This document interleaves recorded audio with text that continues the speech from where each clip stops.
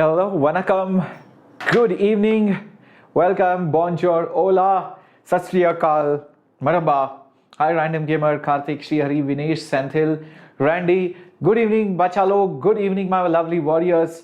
Welcome to the Rapid Revision series, your RRR series, and today we are going to do dual nature, radiation and matter, atoms and nuclei in this lovely marathon session just for you, and that too in English medium. So welcome aboard. And not only are we going to see the important points, but also I'm going to give you the notes from the NCERT in an underlined manner.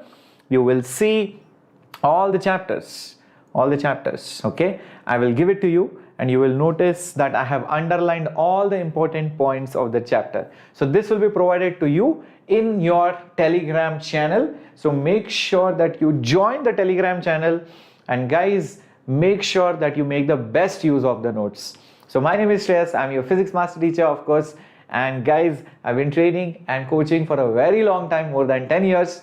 And I'm so glad and proud that many of my students are top rankers, and you too are going to make me proud very soon. Just few more weeks, few more months, and that's it. We will be celebrating all of this together, and we'll be celebrating on this channel too. So don't forget to just hit the subscribe button and also shower all your love, your Guru Dakshina to this channel and to me by smashing the like button, okay? And I hope you guys have already joined the Telegram channel. In case you haven't, please join it right away.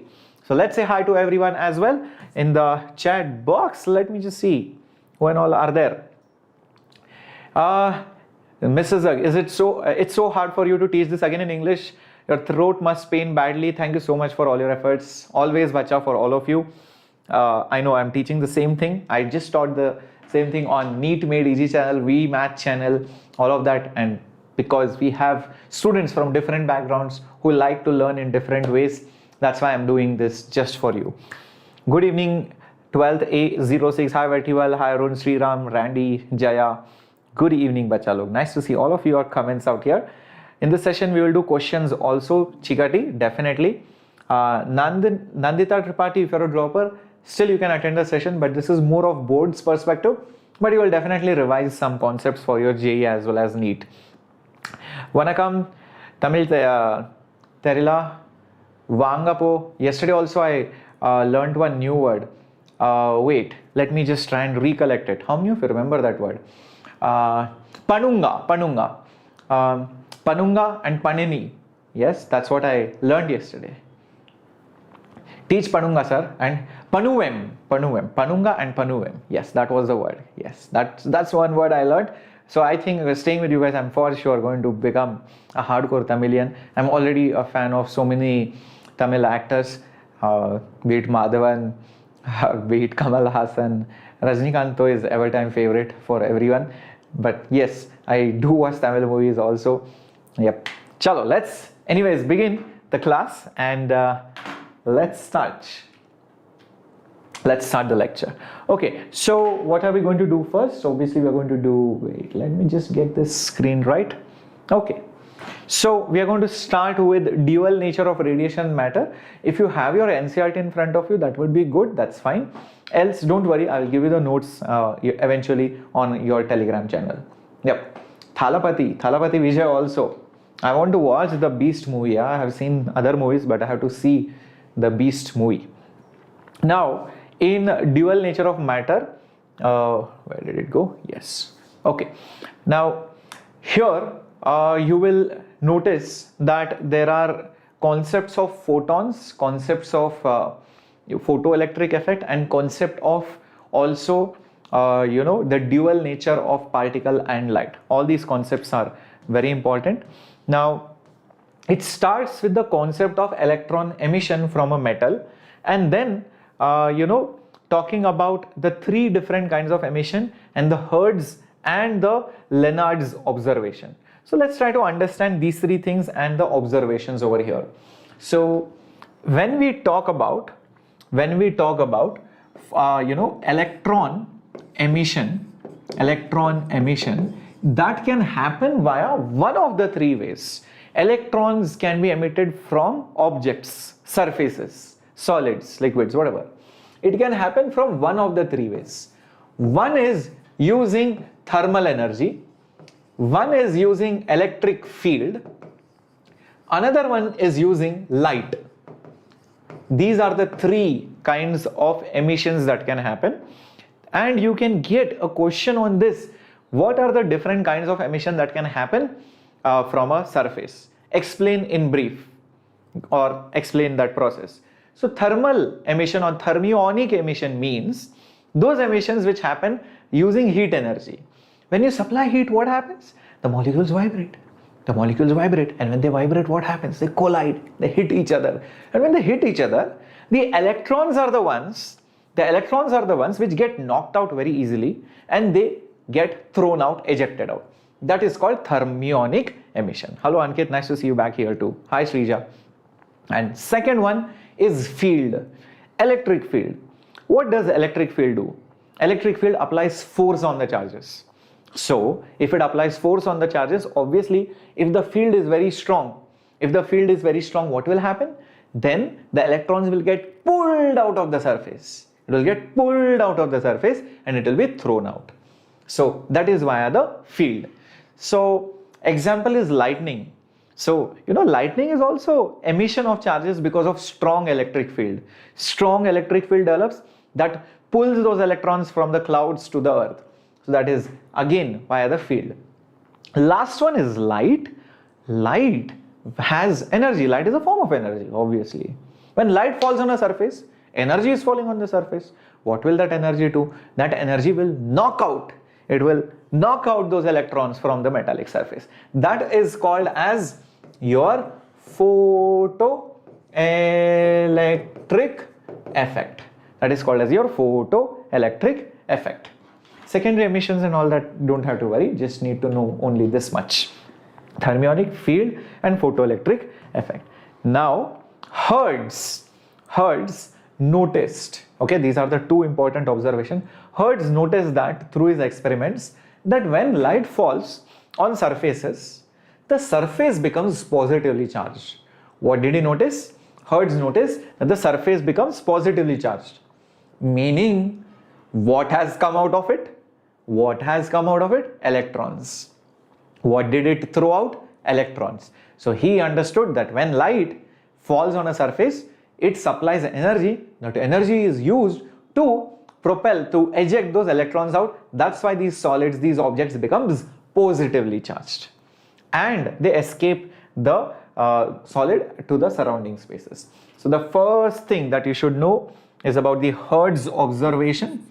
Hertz observation. He noticed the photoelectrons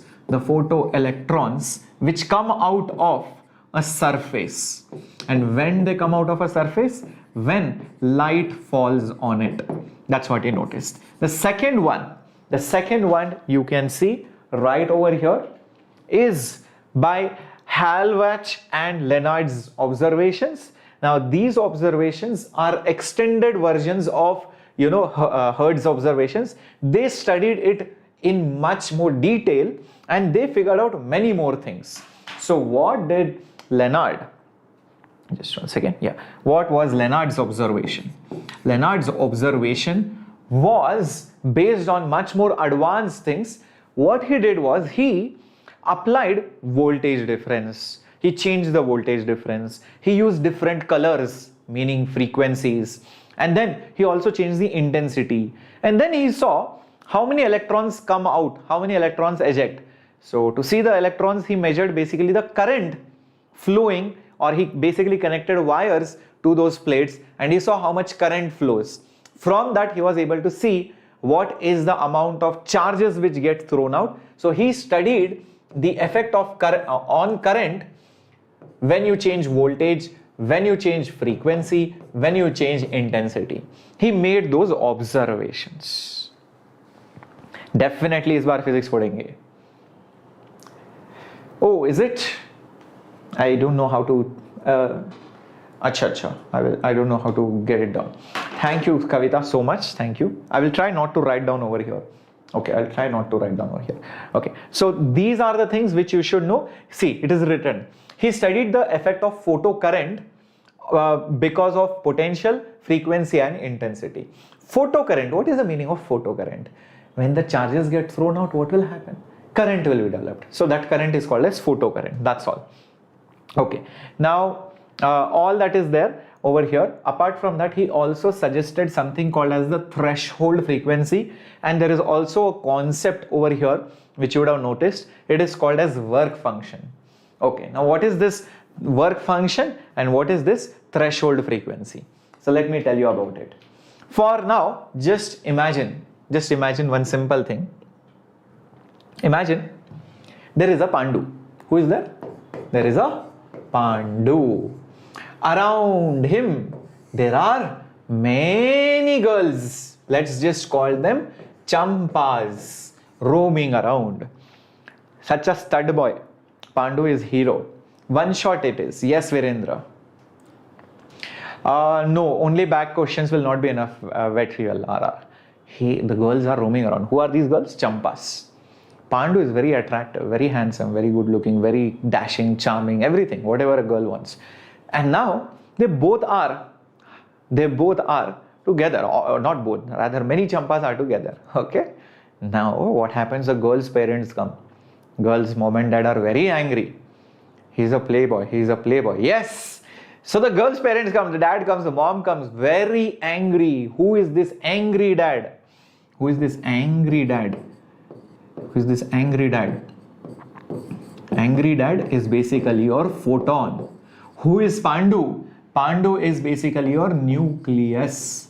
Champas is nothing but electron. So what will that angry dad do? He will take the Champa's hand. Come out, get home, get lost, or go out, get lost. That's what he's going to do, right? So what happens is, Pandu is not going to give away the girl very easily. He's not going to give away Champa very easily. He will also hold her hand. They also love each other. So now it's a battle between these two.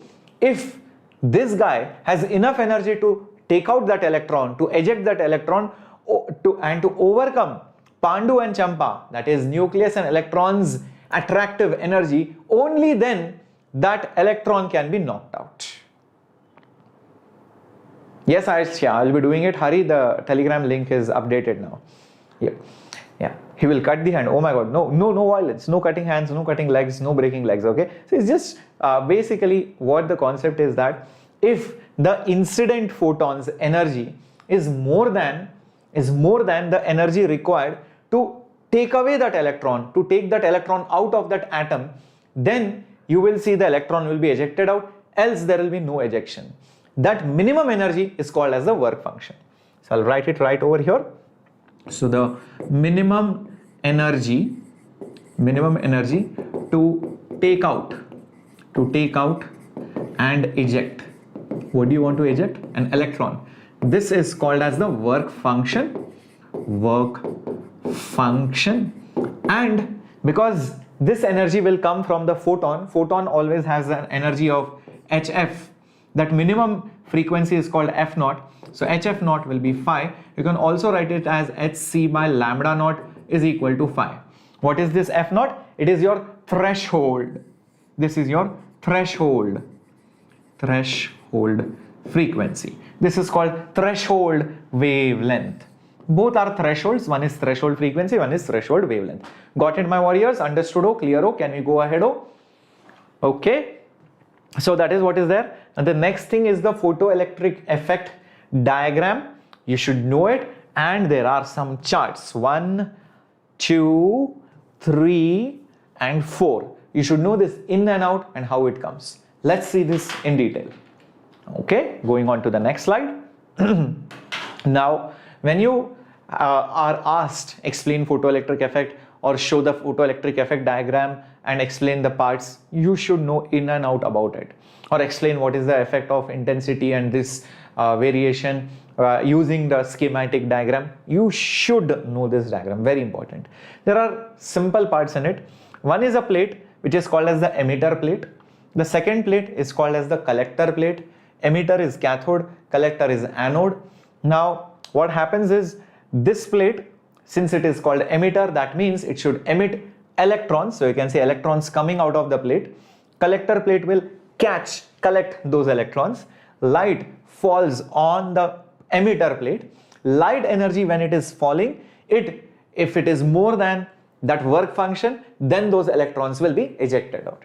And these electrons will reach here if they have enough energy. And once they reach here, you will see that they will complete a circuit, and you can measure the current, you can measure the voltage, and that's how you can do the analysis. I just told you, the analysis needs to be done for voltage, current, remember intensity, color. So that's why you need a voltmeter and an ammeter. The next important part is this supply. What is the meaning of a variable supply? Marceline E, I will show you the Telegram group link later on. Again, don't worry about it. Yes, so that is used to change the voltages, number one. Number two, the commutator is used to change the direction of the voltage. So in order to sometimes apply voltage this way or to oppose it, it is used. So commutator is used to change direction of the voltage. Now, what are the important graphs that you should know? Observe. First thing is current versus intensity.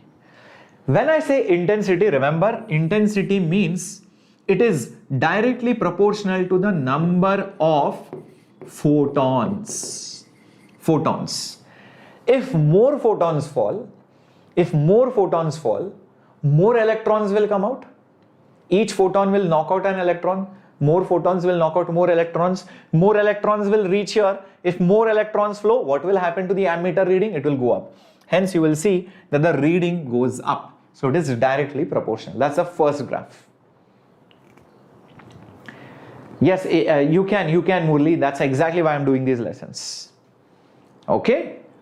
Why do we need commutator? You will understand unknown in a bit, because sometimes I need to change the direction of the voltage. This is an external factor. Sometimes you need to help the circuit, sometimes you need to oppose. Remember, there is some current flowing in the circuit. If I want to help the current, I will arrange this in such a way that the current is assisted by the voltage. If I want to oppose the current, I will change the connections so that it opposes the current flow. That's all. I hope this is clear. Okay. Now, if this much is clear, can we go ahead? Can we be asked to draw this also? Yes, you can be asked to draw this as well. The graph is very important. Now, the next graph, if you see over here, guys, this is very important. Study from NCERT. You are writing for CBSE board. Remember that, okay? So, observations which are given over here, you will, oh, sorry, not this one. My bad. Now, the next one is this over here, current versus the voltage. Now, you will see the use of the commutator. You will notice that here the voltage is positive, here the voltage is negative. Now, observe this carefully. Again, this is your current, this is your voltage, When the voltage is on this side, it is called forward bias because it is positive. When the voltage is on this side, it is called reverse bias. Forward bias meaning you are helping the current, assisting it. Reverse bias means negative voltage, meaning you are opposing the current. Everybody clear about this? Okay. So the labeling names could be different in the books. You just see the NCERT names. That's all. Just see the NCERT names. It's the same thing. Photosensitive plate, evacuated glass tube, window. So use this diagram. That diagram is also fine. No doubt. In fact, you will get good marks only because this is emitter. Same thing is there. It's one more or less the same thing. Okay. So don't worry. It's similar only. Okay. Now, what will happen if you help the current? Now, what happens, guys? When the electrons are ejected out, not all electrons are of the same speed. See, electrons come out, but the problem is some electrons will collide with each other. They will lose energy. Some electrons will be very lucky. They will have very nice speed. So each electron will have different velocities. Some will have more, some will have very large, some will have very less, some have even less. So each electron has different speeds. Now, if you help it, that means those electrons which are weak, low on energy, it's like glucon D for them. It's like bonvita for them. It's like boost for them. So these electrons will be able to reach here. If you apply more voltage, then even more weaker electrons will be able to reach here. More the voltage, more weaker electrons will reach on the other side. That will contribute to the flow of the current. Understood? Okay. Hence the current increases. So even without any voltage, there is some current. There is some current, but not so much. But when you apply voltage, you will see the current increases, but it saturates. Now, why does it saturate? The reason for that is after you apply a large amount of voltage, you have taken away all the electrons. Even the weakest of the weakest electron, you have put it over here, you have collected it, it has contributed to the current. There is nothing more you can do about it now, since you have taken away all the electrons and it has contributed in the flow. Hence the current reaches the maximum value, that is called as your saturation current. Now what will happen is, if you reverse the direction, then you are opposing the current. Now the electrons which were energetic are now opposed because of the reverse voltage. So those electrons which were reaching here will face a lot of resistance, will face opposition to reach here. So they might not be able to reach there. So hence the weaker electrons will definitely not reach here. Even the strong ones might not be able to do it so easily. The strongest of them will be able to reach here and contribute in the current. Hence the current decreases until the current vanishes. When will the current vanish? When even the most energetic electron, there will be some speed which is highest, some electron with maximum energy. It will be the luckiest electron. Even that electron can't reach on the other side. That means you have applied enough voltage to stop it. That is called as the stopping potential. That is called Vs, stopping potential. Everybody fine till this point? Yes, you can expect this in case study. They will ask you the relationship between resistance and intensity. No, very well. Now there is one change over here. Here I have drawn this graph for some particular light. What if I increase the intensity of the light? What if I use more intense light? Intensity means what? More photons. If more photons fall, obviously more electrons will be ejected. More electrons means more current. So the graph will go higher. You will see the graph will go higher. This is of more intense light. This is more intense light. But tell me one thing, where will this graph end? Will it end more behind or will it end at the same point? Will it end at the same point or will it end more behind? The answer is because just because you have increased the intensity or the photons does not mean energy of the photon has increased. Each photon still has the same energy. It's just that the number has increased. So what happens is even that highest energetic electron has the same energy. It might be more in number, but that does not make a difference. It will meet at the same point. So the stopping potential does not get affected by intensity. That's what you can notice from this graph. Next graph. Let's go to the next graph. Very good. Excellente guys. Nada. Very good. Zil, Kalvani, Dhima, Shanti, Vetrival, Reshmi, Aarti. Very good. No, it does not depend, Sriji. Very good, Harshima. Very good, Kumaran. Now the next important point that you need to know over here is this one. Frequency. I change the intensity of light. What happens if I change the frequency of light? Alright. Then the graph I've shown you here, but let's draw and explain why it happens. This is current. This is your voltage. This is obviously your forward bias. This is your reverse bias. For some color, it is like this. Okay, this is how it is. This is the stopping potential one. For some frequency F1, if I use a different frequency, that means changing the color. Let's say higher frequency. Higher frequency means the energy of that photon is more. If that photon has more energy, when it knocks out that electron will also have more energy. So remember, all the electrons have different energies. Now those different energies will be higher. because the photons falling on it will be of higher energy. But I'm keeping the intensity same. Intensity same means the number of photons falling are the same. So the saturation current will be the same. But will it end at the same point? The answer is no. So if F2 is more than F1, that means the energy is more. Photons energy is more, electrons energy is more. You will find it more difficult to stop it. Because it is more difficult to stop it, it will end here. The stopping potential Vs2 magnitude wise will be more. Magnitude wise will be more. It will be more behind. Aksharaj till, I don't know, 9:30 or 10. Shriji, solar cell. I have taught solar cell, bacha, just in semiconductors, but still if you want it, I will teach you tomorrow. Below critical frequency, it will not happen. Yes, obviously, all these frequencies must be more than the threshold. The threshold frequency. If you go below the threshold, obviously there is no photoelectric effect. So this is where the photoelectric effect occurs, obviously. Okay, it does not happen specialized. Nice to see your logo. Thank you for putting up a Warrior Ninja display picture of your YouTube profile picture. Okay, last thing, the last graph you will see. Come on guys, open up NCRTs. You will see this graph. This graph. It's a straight line graph of voltage and frequency. I'll come to that, but before that, there is also the photoelectric equation, wave theory. One second. Einstein's photoelectric equation. I'll come to that, and then probably I will show you that graph. Okay, so let me just get rid of this now. Now, there are three energy terms over here. Notice energy of light, meaning energy of the photon.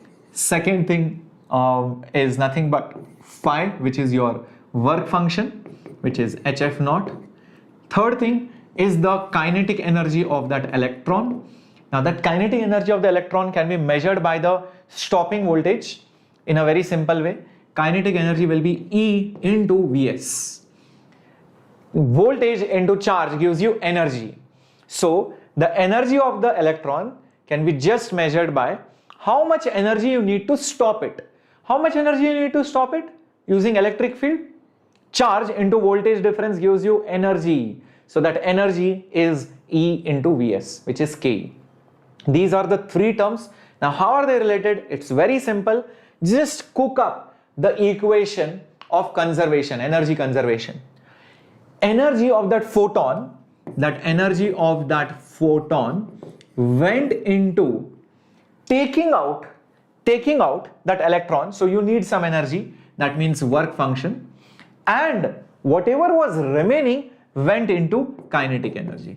That's it. That is your photoelectric equation. This is obviously the max kinetic energy. You can't get more than this, because you need to take out that electron using this energy. Whatever is remaining is the kinetic energy, but that is the max possible. All other energies will be lesser than this. Now substitute energy of a photon is hf is equal to work function is hf naught plus K max is nothing but EVS. So this is another way of writing the photoelectric equation. Is K of an electron equal to stopping potential? Na Dharnesh, K of an electron equals to stopping potential into the charge. Potential is joules per coulomb. Into the coulombs gives you energy. Is that okay, Dharnesh? Why saturation current is the same, Sriji? Because the intensity was same in the previous, this graph. I'm using same number of photons. So if I'm using same number of photons, same electrons will come out. Same electrons will come out, meaning current will be same. That's why, Sriji. Is that okay? That is also an interesting observation. You should write it down. I think I've explained it also, but anyways, still. Okay. Now, if you rearrange this equation, you get a very interesting thing. Just observe this now. Just take this over here. So hf minus hf naught is equal to EVS. So Vs will be equal to divide by E, h by E into f minus hf naught by E. Now if you notice this equation, you will realize that this is of the form y is equal to mx plus c. How? Notice, instead of y I am using Vs, instead of x I am using f, instead of c I am using this big term, instead of m I am using h by E. So if I just happen to draw a graph of voltage versus frequency, it has to be obviously a straight line with negative intercept. Y-intercept, it intersects the y-axis negatively, so it should be a straight line. M is h by E, slope. All the graphs, no matter which material, what frequency I take, the slopes will be the same. So this is nothing but your slope. That's what it is. And the y-intercept is this entire thing. It's the negative y-intercept. Okay, so that's why you will always get straight lines for potential versus frequency. This is how you get it. Hi Narodrama, welcome. Vanna kuda completa illanga. Oh my god, what are you guys saying, man? Okay, so all that is there over here. Photoelectric equation, everything I have mentioned. Now let's go to the last part, which is particle nature of light and the properties of a photon. Now these 4 or 5 properties you should know. They can ask you. 3 of them are formula based, 2 of them are theory based. I'll explain the 2 first and then we'll go to the other ones. Veera, follow both. Do one thing. See, one eye you keep focused on Shreyas sir. That this year also focused on Shreyas sir. Then on second screen, Shimon sir. And this year on also Shimon sir. Very effective. What happens is, if you arrange yourself in the right direction and right position, it will be like 2 sources of sound and 2 sources of light.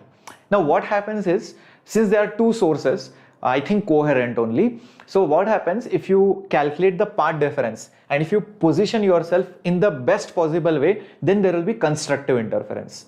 But then there will be 2 kinds of waves. One is a sound wave, one is a light wave.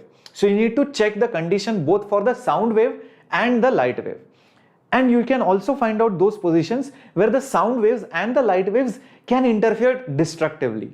Then it will be a problem. So first find where the path difference is and for both light and the sound, and sit at the correct position where there is constructive interference from both the sounds and the light.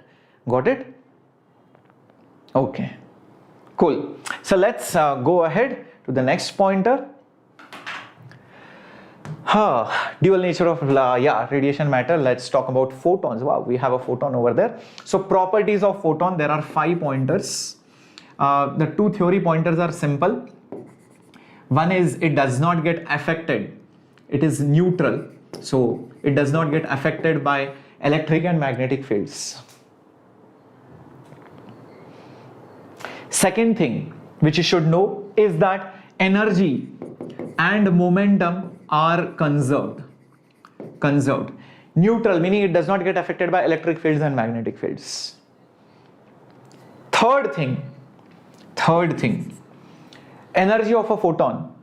Energy of a photon is HF, which is also hc by lambda, but most of the times you will be using 1240 electron volt divided by lambda in nanometer. Very useful for calculation purpose. Energy of a photon is in the form of packets of energy. So this is very useful many times. Next important pointer, momentum is h by lambda. Momentum is h by lambda. This is the momentum of a photon. You can also write it as hc by lambda and divided by c. But hc by lambda is energy, so it will become energy by p. Again, that's the momentum of a photon. Particles of light carry momentum as well as energy. That's what you get. Okay. In dual, only graph is important. Yes, graphs, experiments, whatever I am giving over here, na, Harini or Arumugam, everything is important. We can also calculate in Armstrong. Yes, you can calculate in Armstrong. If you calculate in Armstrong, then make sure you put 12400. That is the catch. Okay. Then which other formula is there? Yes, momentum is done, energy is done. This is also done. Did I miss out any formulas? Let's check. Okay. All the photons. This is one point. This is just saying that it's a particle of light. So that is called as photon. So that is the 5th pointer. So maybe I can just put that is called as a particle of light. Particle of light.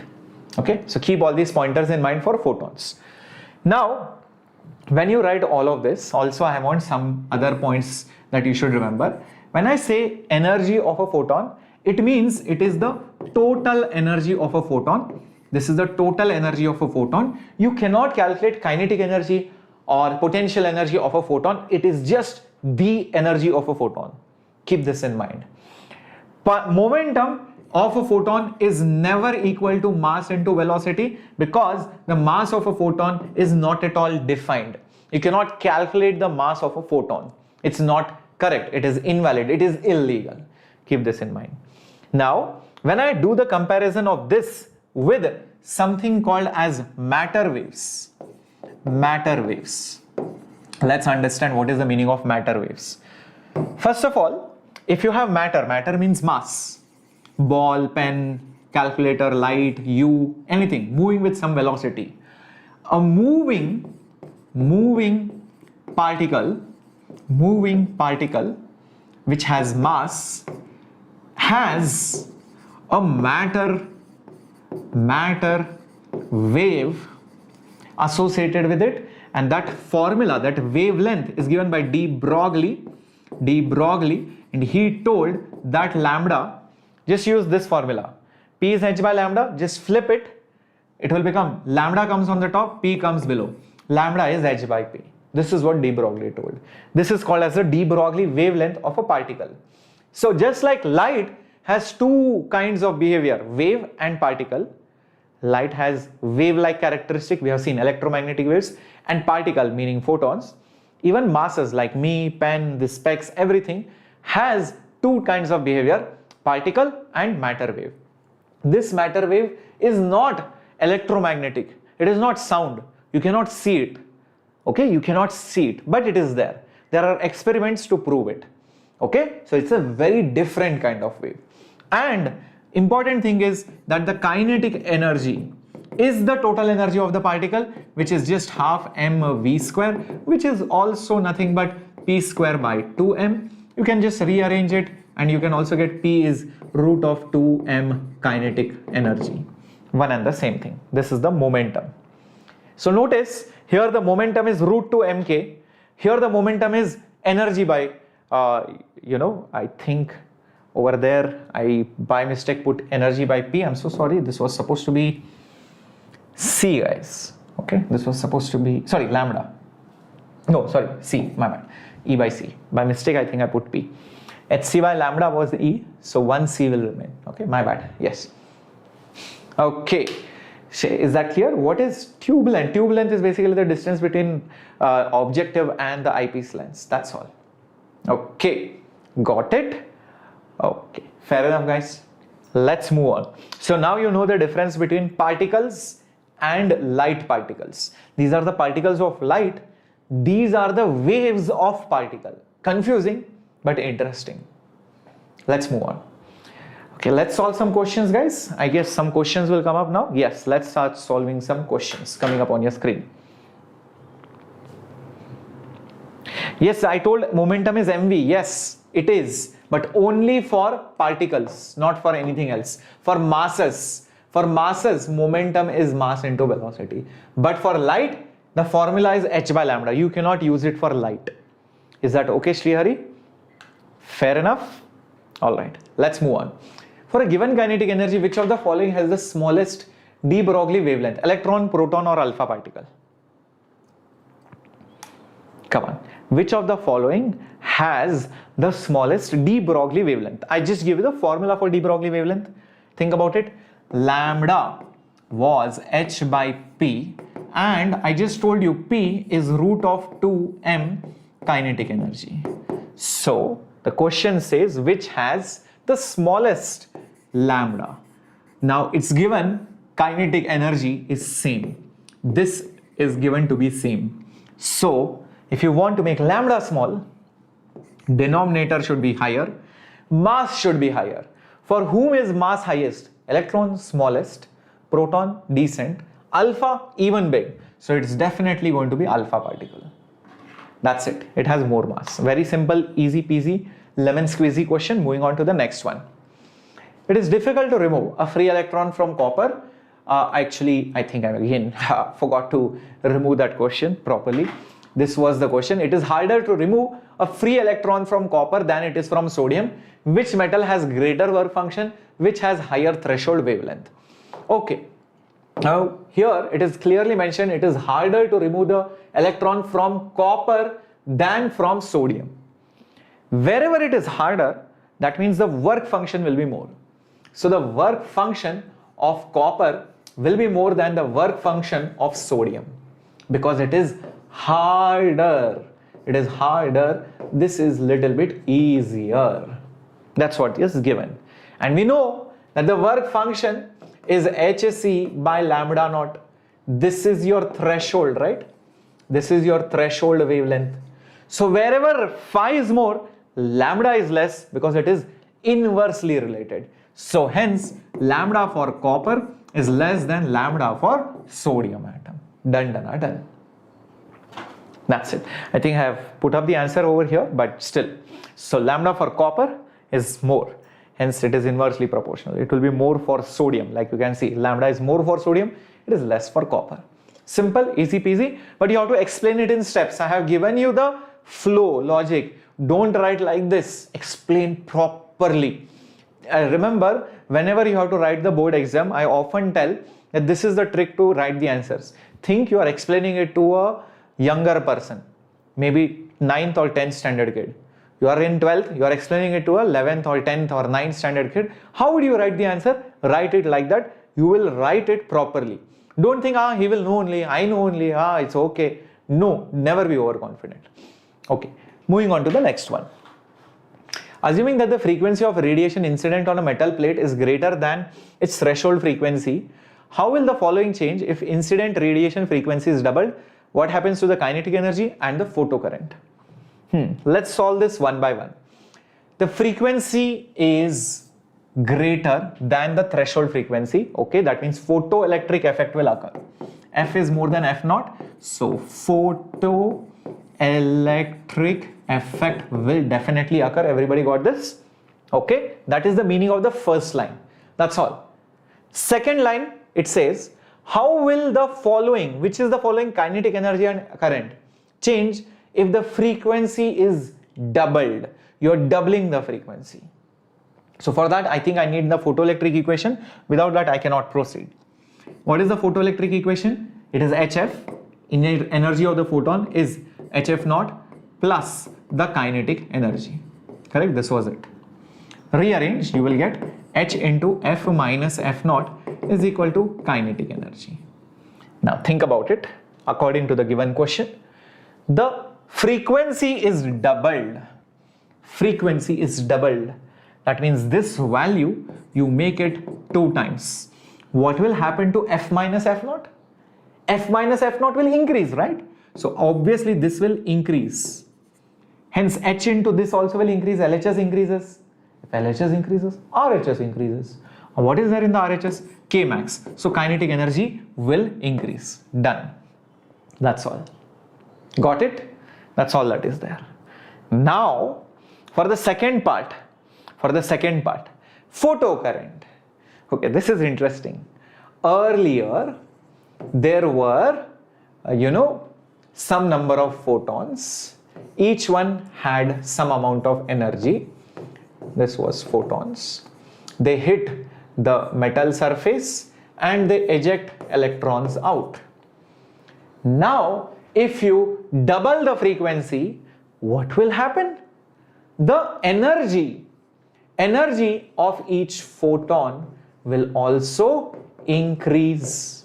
If energy of the photon increases, the energy of that electron will also increase. Energy, because more energy of the photon, electron will also come out with more energy. So then you will be like, sir, more current. No, this is where many people make a mistake. Still, the number of photons falling are the same. I have not increased or touched on the number of photons. I just increased the number of photons. So if I increase the number of photons, then the current will be affected. Here, photons are still same in number, just with higher energy. So electrons will be of higher energy. If electrons are just of higher energy, how will it affect the current? That's all. Number of electrons are still the same. What is current? Current is how many charges flow per unit time, the coulombs per unit time. So same charges are going, just they're going fast, it's okay. See, whether 10 cars pass at 5 kilometers per hour or 10 cars pass at 100 kilometers per hour doesn't make a difference to me. Understand this example very properly. 10 cars passing very slowly or 10 cars passing very fast, doesn't matter, the number of cars passing per unit time is the same. So current is going to be same as number of electrons or photons does not change. It's basically still the same. That's all. Cool? Very important. Very good, Anirudh, Veera, Jana, Nandu. Excellent. Current no change. Yes. Very good, Sanjit. Will paper be easy or tough as per my vision? Oh. Okay. As per my knowledge or as per my understanding, the paper will not be tough. But it will not be very easy also. It will be just like the sample paper or even easier than that. Because you notice term 1, whatever the sample paper was, in fact, almost the same level or even easier questions only came. Same way, they won't make it very difficult. It will be average, just like the same level of sample paper. Other links, Syed, it should come. If it has not come, I will definitely inform the team, bacha. Okay, don't worry. Calculate the threshold frequency of the photon. Work function is given. Come on. Thank you so much, Sriram, for the concern. Are you taking from home? Yes, Mr. Zerk.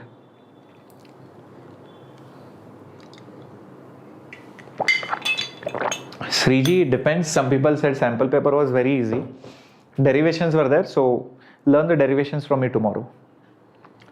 Semiconductors has the very good weightage. Then ray optics obviously also has very high weightage. A lot of numericals, concepts, ray diagrams, problems. Third weightage, wave optics. These are the 3 topics. Okay. Now, how to solve this question? Threshold frequency has been asked. Work function has been given. So HF naught is phi. So F naught will be phi, which is 0.1 electron volts. So 1.6 10 to the power minus 19 divided by H is 6.6 into 10 to the power minus 34. So 1.6, 6.6 becomes 16 by 66. Then 0.1 into 10 to the power minus 19 becomes 10 to the power minus 20 plus 34. So it will become 10 to the power 14. This and this will become 8. This will become 33. Now 8 by 33. Well, 8 goes 4 times with 32. So this number will be definitely less than 1/4. It will be definitely less than 1/4 into 10 to the power 14. What is 1/4? 1/4 is 0.25, slightly less than 0.25. So somewhere like 0.23 or 0.24. You can see that right over here. This should be plus, guys. Okay, so this should be basically 24 into 10 to the power 14. Okay, not 24. What is it? 0.24. 0.24. 0.24. This is what the answer should be. Got it? Yes, that's the answer, guys. Cool. How to get it? Fair enough. Let's move on to the next question.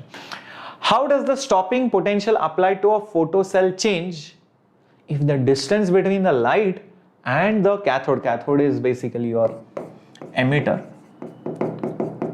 changes? It is doubled. You're doubling it. So in your photoelectric setup, this is your tube, light is falling onto it. What happens if this source of light, this is your source of light, you take it away? If you take this light source away, how will the stopping potential change? If you think about it, if the light source is taken away, the light reaching here will be less in intensity. Less in intensity. If the intensity is less, what happens to the stopping potential? I've just shown you the graph for it. Doesn't matter, I1, I2, all of them have the same stopping potential. So stopping potential won't change. No, it will not increase, it will not decrease. Is that clear? Yes. Okay. Very good. So basically it will remain same. This is the graph. That's why graphs are important. Okay. Why less intensity? What happens? Guys, if you take a torch, you take it away, what will happen? The intensity of the torch light will decrease, no? So when you take the light source away, what will happen? The intensity reduces. In fact, there is a formula also for that. Intensity for a point source of light is inversely proportional to the square of the distance. This is for a point source. For a point source, intensity is inversely proportional to the square of the distance. If you double the distance, intensity becomes 4 times less. Triple the distance, intensity becomes 9 times less. Priyanshu, मैं हिंदी में पढ़ाऊंगा NEET में DG पर. Here I will teach you in English. So we have 2 channels, Hindi and English. Same lecture आपको मिल जाएगा वहां पर NEET में डीजी पर. Okay? If no photoelectric effect when we take light very very far away, yeah, but that is stage infinity. That means you need to be really having a lot of time to take that source to very far away distance. Okay. Yes, is the PDF marked for yesterday's syllabus uploaded? Yes, Esa Jabir. There will be a session even tomorrow and day after tomorrow. Tomorrow is derivations. Day after tomorrow you have sure short questions, most expected questions. Okay. Let's see. Light wavelength of this much falls on aluminium. Aluminium 4.2 electron volt is required to remove the electron. See, when this data is given, it just means the work function is 4.2 electron volt. What is the kinetic energy of the fastest and the slowest of the electron? Let's solve the easier one first. Slowest electron is very easy. I just told you some electrons have very large speeds, some electrons have decent, some electrons have even less. This is very lucky fellow. This is very unlucky fellow. Why is it unlucky? Because it collided with many things, and by the time it came out, the speed reduced. Because the speed reduced, it hardly had any energy. So there is very likely a chance that there will be an electron with negligible velocity, very weak, it is going like this. So that will be the minimum one. So the minimum kinetic energy will be 0. For maximum, you have your photoelectric effect equation, which is HF is equal to work function plus kinetic energy, which is maximum. So the maximum kinetic energy is 5 minus HF. F is C by lambda. Work function, what is it? 4. What is it given? Oh, sorry guys, I wrote it ulta, my bad. I should have written like this. It is HC by lambda minus 5. Okay, now work function is clearly given. What is it? 4.2. I just wrote it here. HC by lambda, lambda is given, but it is in Armstrong. So I will write 1240 by lambda. If it was in nanometer, it's in Armstrong, so put one more 0 and then you write it 2000. Now you cancel things. Okay, 124 by 2, that's 62. By 10, that's 6.2. So that's 6.2 minus 4.2, which is just 2 electron volt. That is the answer. See if you got it. I hope this is clear. Understood, guys? Is that understood? How you got 2 electron volts? So, you know, calculations are easy because I know this number. Just imagine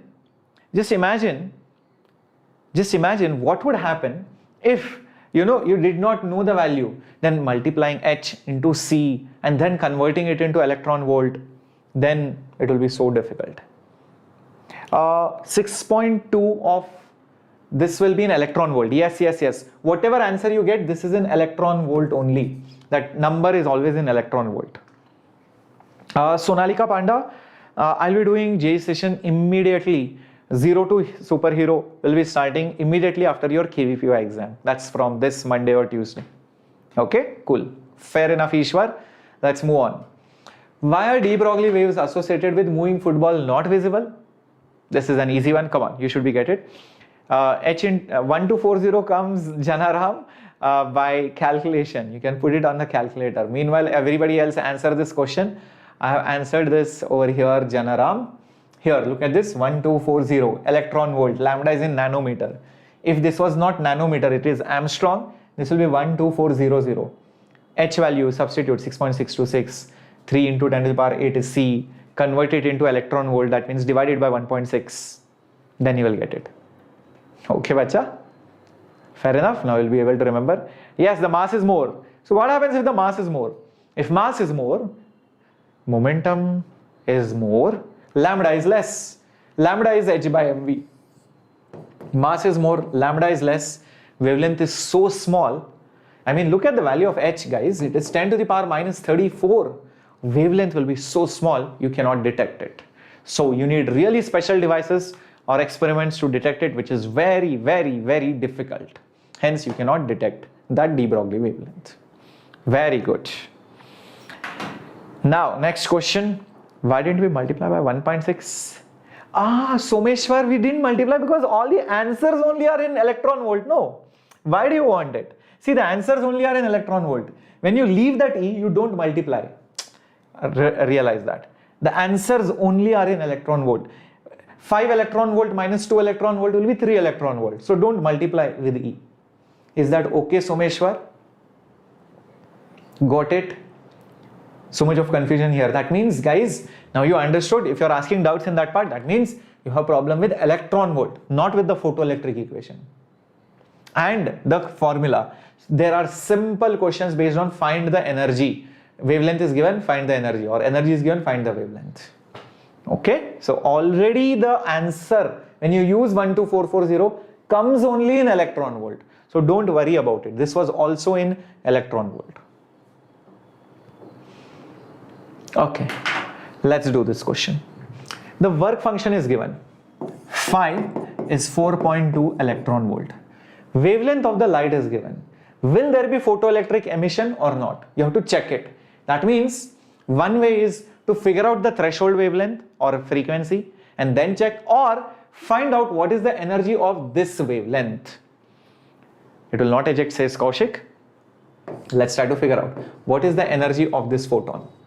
We know that the formula is hc by lambda, but you can write it as 124. This is in nanometers, so don't put one more zero, just 1240 by 330. This zero goes. Guys, 33 forza 132. 33 forza 132. 132 is smaller than 124. That means this ratio, can I say, is definitely less than 4. It is less than 4. If it is less than 4, obviously it is less than 4.2 electron volt also. Remember, all these answers I am getting it in electron volt. If it is less than that, which is the work function, will photoelectric effect occur? The energy of the photon is less than the minimum energy required. Obviously, no, a big no. Oh my God, Ishwar, what is that 1240? Guys, that is, oh my God, somebody please help. So guys, 1240 is H into C. Oh my God, how does that come? See guys, HC by lambda, energy. What is the value of H? 6.6 into 10 to the power minus 34. C value 3 into 10 to the power 8. You want to make it into electron volt, so you multiply by E, so you have to divide by E. That means 1.6 into 10 to the power minus 19. Lambda is in, let's say, nanometer. So lambda into 10 to the power 9 will make it into meters. This value comes out 1240. Okay, bacha? Okay, cool, understood. Okay, let's move on. This is 10 to the power 9. Okay. Now, okay, fair enough. That's the main problem faced. 1240 for nano. For Armstrong, it is what is there on the top. If this is in nano, it is 1240. For Armstrong, what will you put on the top? For Armstrong, no problem, Ishwar. Don't be sorry. You are a student. I am a teacher. I will answer whatever you ask. Okay, 12400. Very good. Got it. Now don't make a mistake. Yeah, now you're doing an experiment on photoelectric effect. The slope of the cutoff voltage versus frequency incident is found to be this. Which a slope, is it? Of which versus which? Cutoff voltage, that means stopping voltage, versus frequency. I think I just did this graph. Slope. What is the slope? I just showed you the equation. Go back. Where did it go? Right over here. See this? Slope. H by voltage, frequency, straight line. H by E. So just going ahead. The slope is nothing but H by E. Naturally, H will be slope, which is 4.12 into 10 to the power minus 15 into 1.6 into 10 to the power minus 19. Now I know some smart bees. Oh no, you have to explain, Senthil Kumar. Just if you write no. You know, if you write no, teacher will give you no marks. Have you seen that ad, no marks scream? Like that, no marks. Yeah. So now there are some smarties out here who will not even multiply. What they will do? I know the value of H. What is the value of H? 6.626 into 10 to the power minus 34. They will write that. They will get 0 marks. How many marks will you get? 0 marks. Then you will say, sir, the value of H is 6.6 only. No. But when you multiply here, whatever value you get, you should put that, which comes out 6.592. Yes, Sashmita, very good. So you cannot put what you know, you have to put what you get. Only then you get marks. Even if it comes out to be some random value, you will put that. Don't get scared. They have given that, you put it. That's all. No, for meter it will be different because the 10 to the power 9 will go off. This will go off because this lambda was in nanometer. That's why I multiplied by 10 to the power 9. So when it is just meter, there will be a big power of 10 then. Okay, so be careful. Acha, let's move on to the next one. I think we have come to atoms. Just give me a minute break, guys. You also guys take a break and then we'll return. Just 1 minute break, okay? 1 or 2 minutes break. No problem, Nitin. Thank you, Mr. Vijay. Returning back in a break, with a break. Sorry. Oh my God. I'm so tired. My voice will go. E is in the division. Yes, Ilan, because you have converted into electron volt. When you convert from electron volt to joules, no, then you multiply by 1.6. When you convert from joules to electron volt, you divide by 1.6.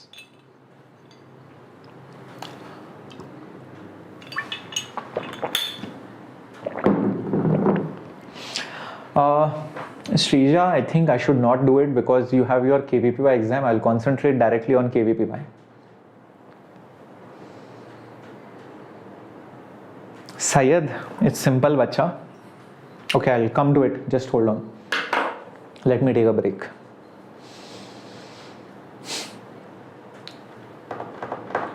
Nightmare. First of all, nightmare, change your display picture. Second thing, change your name. Give it some positive name. Third thing, start attending my classes. Fourth thing, start reading from H.C. Verma. Fifth thing, be regular. Make a timetable. Sixth thing, understand, write, practice. Okay. Sanjit, thank you so much. There is no easy way, Sarika Agarwal, you just have to remember it. Yes, Santhil, if you want to score full marks, then obviously. Maybe not all experiments, at least all the important ones, you might get as an option, then you can be lucky, otherwise no. Tomorrow, Srija will be doing derivations and formulas, some mind maps I'll be giving. Thank you, Abhiram. Okay, see guys, some of you are asking how to convert from this to this, this to that. See, if I say 2 joules, I want to convert it into electron volt. That means I'll write it like this, 2 electron volt. E's value is 1.6. To cancel it, I will divide it. 1.6 into 10 to the power minus 19. Realize what has happened here. This is in coulomb.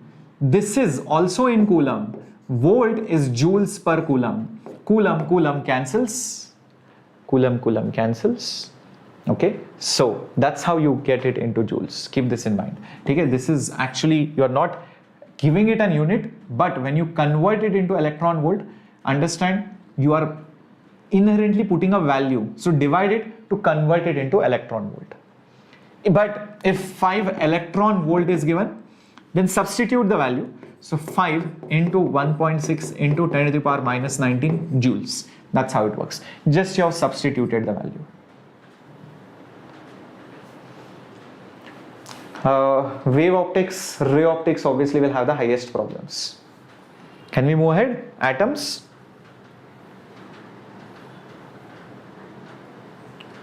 Guys, you're going to get the entire PDF with the underlined and highlighted things in the Telegram channel. Make sure you join it.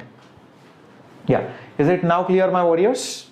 Thank you, Mirdula, so much. Okay. Now, in the atomic structure part, I want you to remember all the theories of all the models. Thomson's model, which is the watermelon model, cake pudding model. I have talked about this even in Pathfinder series, but still, is the watermelon's red part, which is, you know, your positive charge, and the electrons, which are the seeds of the watermelon. That's the first model. The second model is by Rutherford. Now, Rutherford's model was basically based on the alpha rays scattering experiment from the gold foil. He saw that most of the rays pass very easily. That means atom was empty, not like a watermelon. He also concluded that very few alpha particles rebound with very high angles. That means the positive charge must be repelled by a positive charge at very few places. So that's where the nucleus is. It's teeny, concentrated at a small point, and electrons go around it using the centripetal force provided by electrostatic force of attraction. This is what he concluded using that experiment. So you should know the highlighted points at least, which I have put up over here. The electrons revolve just like the planets revolve around the sun using gravitational force. So all these pointers you should know, and then comes your Bohr's model. Now we'll go to that as well right now. But before that, let me just put it up over here. So first thing that you should know is your Thomson's model, which was your watermelon model. You should know this. The second is your Rutherford's model. You should know the experiment, alpha ray scattering experiment, this one. And you should know all the pluses and minuses. What was it able to explain? What it did not explain? See, Rutherford's model was obviously much better, much more precise than Thomson's pudding model. It told that why the electrons revolve, etc. But there were a lot of negatives. Like, it didn't explain the hydrogen spectra. It didn't explain what are the different energy levels of the electrons. It couldn't explain why an electron which is revolving should not fall into the nucleus, because as per Maxwell's theory, any charged particle which accelerates should emit energy. So even electron should emit energy, but it does not fall. So why it does not fall? It did not explain. So all these were the negatives of Rutherford's model. Then came Bohr's model of atom. Now in Bohr's model of atom, there were a lot of advantages, but even Bohr's model has some disadvantages. Again, for Bohr's model also, you should know the pluses and minuses. Pluses is, it explained why the electron does not fall into the nucleus, because of something called as stable orbits. There are stable orbits around the nucleus. Only in those orbits you will see the electron maintains and retains the energy. Electrons cannot revolve in any random orbit. So it also explained that the orbits motion is because of the centripetal force provided by electric force of attraction, electric attraction force. And then it also told about the discrete energy levels,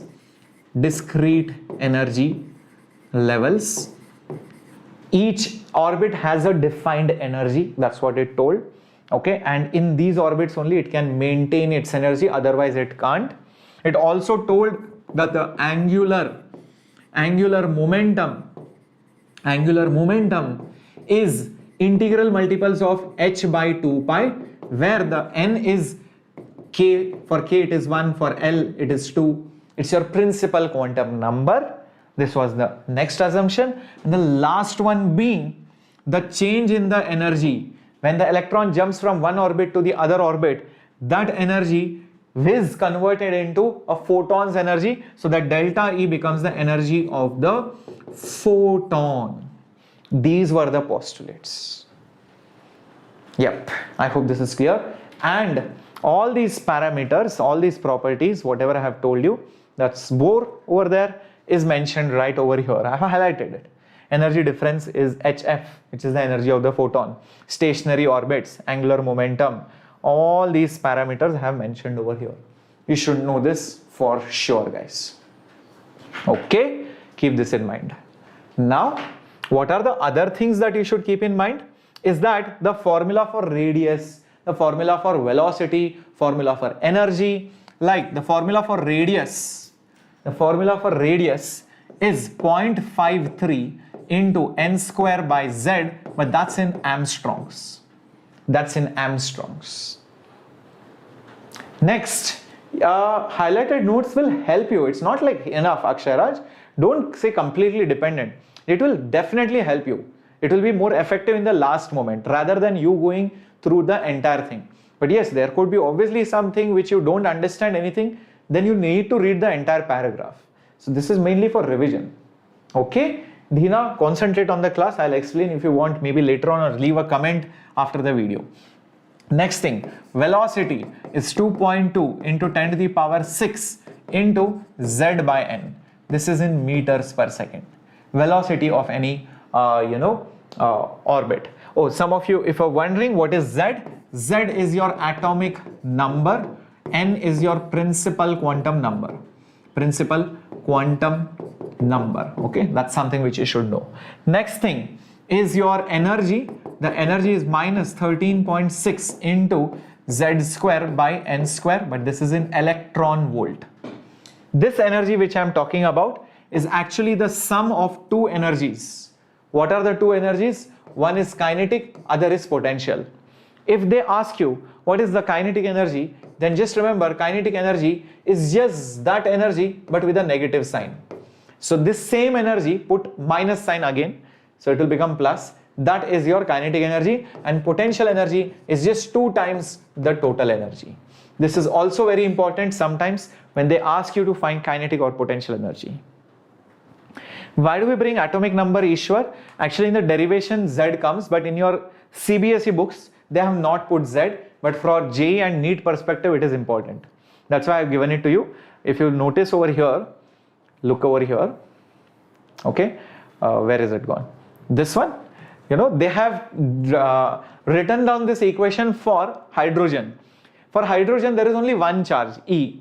But if you take helium or lithium or any other thing, the charge will be different because there will be more amount of charge in the nucleus. So that's why that Z comes over there. Okay, Junard's game, I'm very good.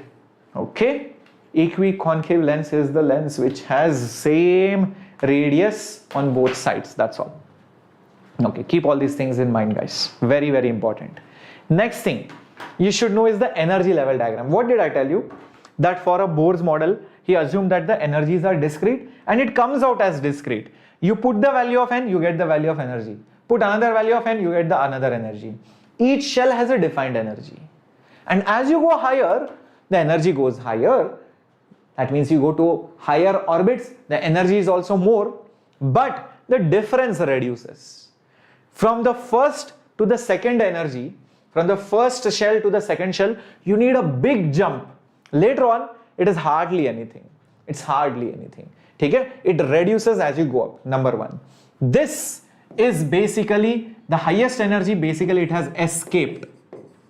You have escaped, that means basically you have ionized the gas. If an electron leaves, n is infinity, meaning it is in the highest orbit. It is no longer held with the atom.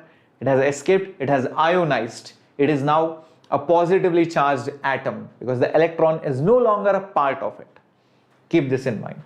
And one more formula which I can give you over here is delta E of the orbits is the energy of the photon.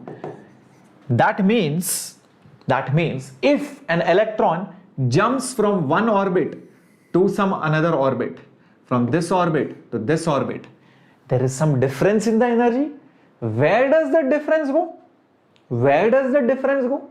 That difference goes in the energy of that photon which is emitted. You go from high to low energy, photon is emitted. So that is the energy of the photon. So you can also write this as hc by lambda. This is E high minus E low. And when you solve this further, you get 1 by lambda is equal to Rydberg's constant into 1 by n1 square minus 1 by n2 square. This is your Rydberg's formula, which you should know. I don't think they will ask you questions on this because as per the CBSE syllabus, they have told the formula based questions will not come on this. Should we remember the value of energy for different n values? Unknown, I would suggest you remember it for 1, 2 and 3 at least. 4 maybe, but from JE perspective, yes, you should remember the first 4 values. From JE perspective, JE mains advanced and NEET perspective also. Board's perspective, not so much. At least you should know this. This is obviously very important. The other 3 are not so important. Will they ask the derivation? They can. But since they have mentioned that, this part is only there as qualitative, not quantitative. So this will not be asked. R value is 1, roughly 1.03 into 10 to the power 7. 1.03 into 10 to the power 7. Rydberg's constant, Senthil. Okay, fair enough, guys.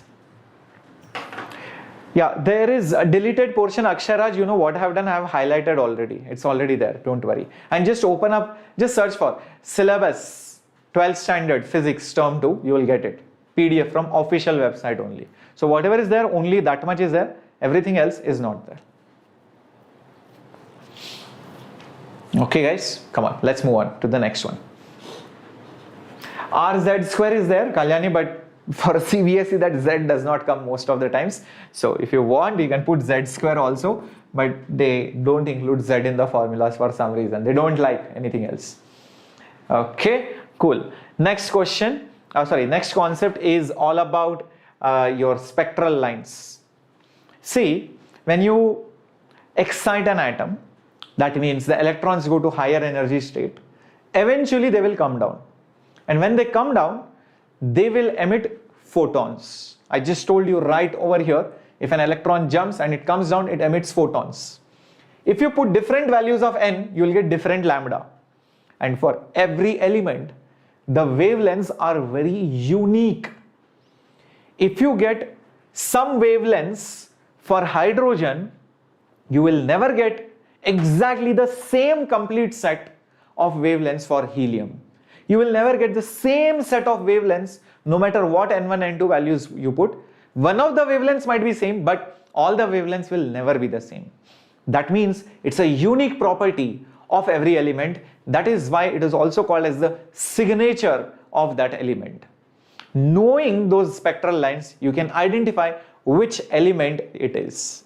And this is called as the spectral lines. So these are the lines which come out when an electron jumps from higher energy to lower energy state, and these are the photons which are uniquely produced for every element. Now there are obviously series called as Lyman, Balmer, based on where they are falling. If they fall on the first level, it's called Lyman, and then if it falls on the second level, it is called as Balmer, and then Paschen and P-Fund bracket, all those things are there. Okay, derivations of radius and velocity, I will be doing it tomorrow. Okay, our Synth Pro, I have memorized everything because I've been teaching for a long time, that's all. So practice, that's all. So even if you practice, you don't have to become a teacher. Even if you just practice on your own, trust me, you will remember it.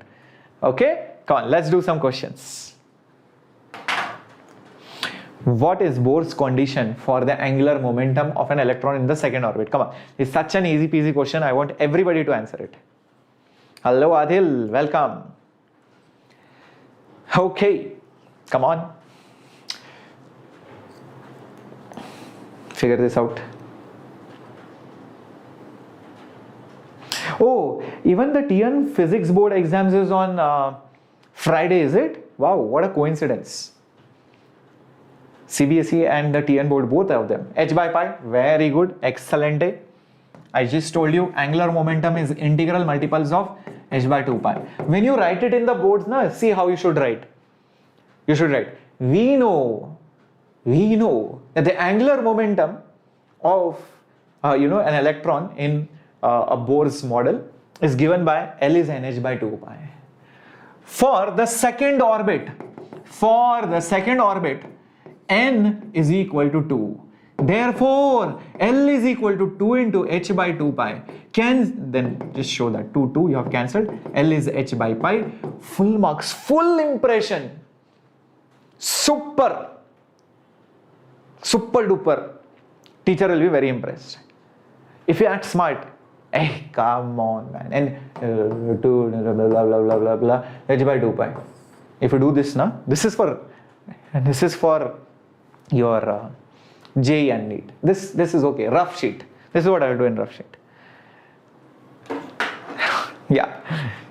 We know, we assume, therefore, hence, all these are words to impress. Okay, moving on. Extra 5 marks for good handwriting. Very true. Right, and that to put it nicely neat, one after the other, tabs, just like it should look like a printed material, that's it. Suppose you are given a chance to repeat alpha particle scattering experiment using thin sheet of solid hydrogen in place of gold foil. Hydrogen is a solid temperature below 14 because hydrogen is usually gas. So if you want to make it solid, look at this, 14 Kelvin, very low temperature. What results do you expect? You know what one student told me? He told me, sir, I have not done it using gold foil only. What do you expect me to see, sir? And what happened, sir? Why are you not giving gold foil? No money, nobody pays the fees. That's why you are giving solid hydrogen. What happened? Okay, no deflection. Somebody is saying particle won't penetrate. First impression, best impression, very true. It will pass through. It is simple, guys. See, first what happened? Alpha is like helium. It was hitting gold. Gold is big molecule, big. It can't move the gold molecule. If it comes very close to the gold nucleus, it will get repelled back. But alpha particle, when it comes to hydrogen is smaller than helium. It will knock this only out. It will break it apart. It will be one crazy thing. The gold foil was remaining intact. It will break that setup. That solid only will get gone, push away. So yes, what you will see is not the regular scattering. Yes, it will get scattered, but you will not be able to make out anything out of it. It will be all random. The hydrogen will be just thrown apart. So there is no point. This has no meaning. It will not bounce back if it is used in the scattering experiment because of the mass of the hydrogen being comparable with mass of the helium. That's it. It will just, pass through it, most of it. It will not get repelled back. That 180-degree U-turn, no, definitely not. Next, the radius of innermost orbit is this much. What are the radii of n is equal to 2 and n is equal to 3? The solid hydrogen is costlier to make, that's all. Otherwise, hydrogen is cheap only. See this, oh my god. Who is this person showing off? Mr. Zerg, I am your school topper. Mind it. Yanna raskala. Okay, and that's the formula based. Yes, it is what formula based? Radius is proportional to n square. So R2 by R1 is N2 by N1. whole raised to 2. R2 I don't know. R1 is 5.3 into 10 to the power minus 11 N2 is 2, obviously N1 is 1 square. So R2 will be 2 square is 4 into 5.3 into 10 to the power minus 11. 4 5s are 20. 4 into 0.3, that's 12. So yes, so it should be nothing but 2 plus 4 5s are 20, right? Okay, so 22.2. Just check this out.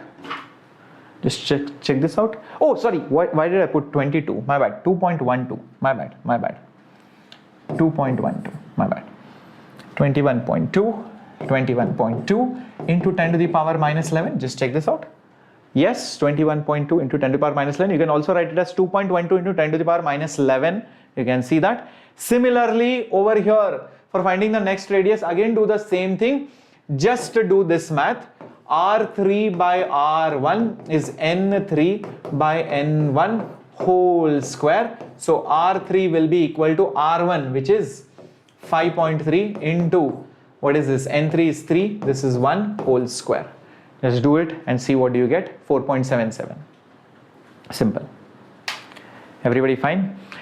Sample paper derivations, 3G, I'll be doing all the derivations tomorrow, all the important derivations. That will include the sample paper derivations as well. Don't worry. 3G. Moving on. A hydrogen atom is initially in the ground level, absorbs the photon, which excites it to 2 level. Determine the wavelength of the photon. Sir, this much is enough, or is there any detailed explanation for what? That's it. Nothing. It's just formula based. Look at this. 2 radius are asked. Enough. You have solved 1 question and 2 questions. You will get 2 marks. Nothing more you should write. You should just mention this. The radius of the orbit is proportional to the square of the principal quantum number, and then solve the steps. That's all. Okay. Now, to 2 level, determine the wavelength of the photon. Hydrogen atom absorbs the photon, excites it to 2 level. From n is equal to 1, it goes to n is equal to 2. So what is the wavelength of the photon? So photon hits it. Hence, I can just say that the energy difference between the orbits is obviously energy provided by the photon. Energy provided by photon is hc by lambda. Energy between orbits is E2 minus E1, higher minus lower obviously. Higher energy is minus 13.6 divided by n square, minus lower energy is minus again 13.6 divided by 1 square. This minus, mind it, it is inside. Hc, maybe I can just put it in. Oh, these are all in electron volts, don't forget. This is in electron volts, right? LHS. So putting it in electron volts, 1240, I do not know the lambda. Now just solve this, guys, because 13.6 is common. This will become minus is plus. So 1, this is minus 1 by 4 is equal to 1240 by lambda. This is in nanometers. Solving this further, 13.6, 1 minus 1 by 4 is 3 by 4 is equal to 1240 by lambda, again in nanometers. Solve this now, you will get the answer. Are you getting 122? Yes. You should get lambda in nanometers close to 122 nanometers. Just check this out. Close to 122 nanometers. If you get it, it's correct. Yes, can't believe we finished 5 chapters. Very true. I did the same thing for term 1. The entire term 1, not even 1 week. That was even easier because it was objective. No too much of theory. Just taka, fast we did so many questions. This is theory exam, so we need to spend a little bit more time. Okay. Moving on to the next question. A set of atoms is in excited state. It decays. Decays means it gets low on energy. Which of the following option is correct? Term 1 was cool. That's why JEE and NEET, it's amazing. You just have to give objective exam. Objective exams are fun. Sri Harshit, your state board exams are going to be completed by 19. That's awesome, bacha. This is deleted portion, is it? Oh. But still, let's do this. I know it's there in spectral lines. This is a part of spectral lines. No, it is not deleted.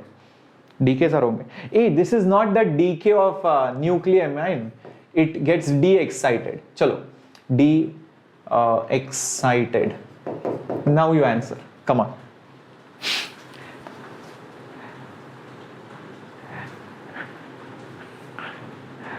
A is the answer for sure, not C. Many people tell S. Okay, it is not that radioactive decay. Okay, okay. Oh my God. So will they all de-excite together? No, there is no. It's not a PT. Stand up. Shh.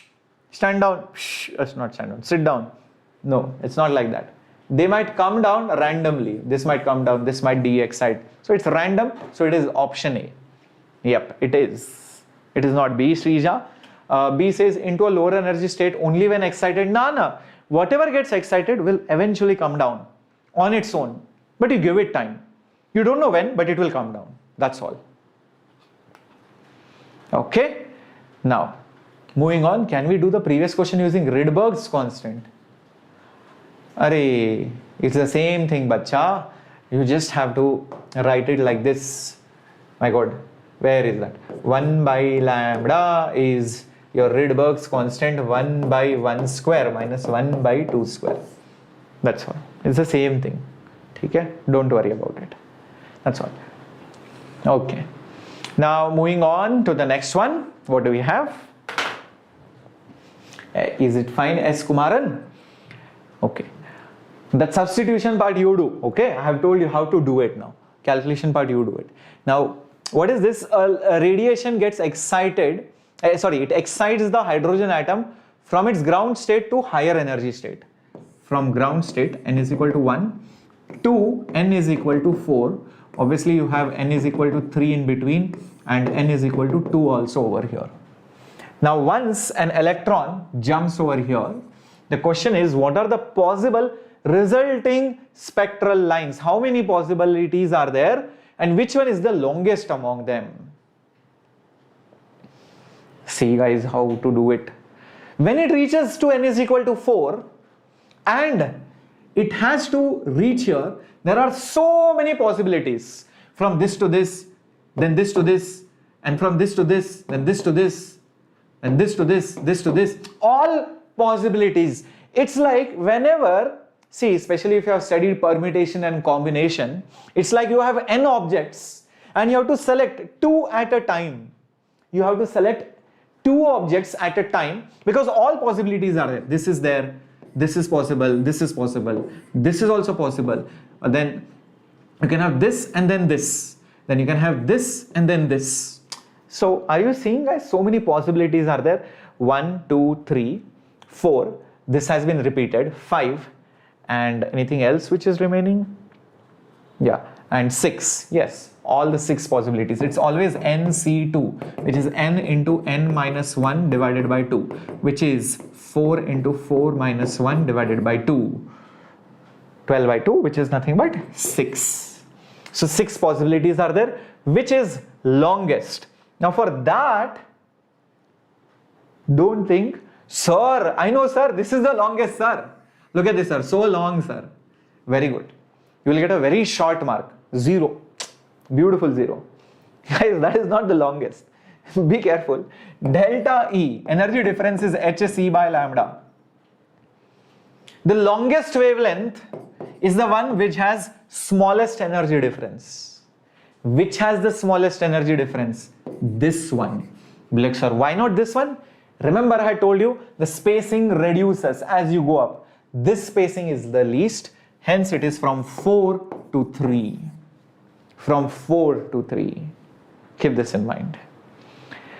Is 12th syllabus enough to clear JEE mains? Syllabus? Yes. Practice? No, Pavitra Kambar. Practice, problems? No. Wow, we have come to Nucleus. So cool. Can we take a small break, 2-3 minutes? 3-minute break, okay? Break time. Last topic, last chapter. Oh my God, crazy, right?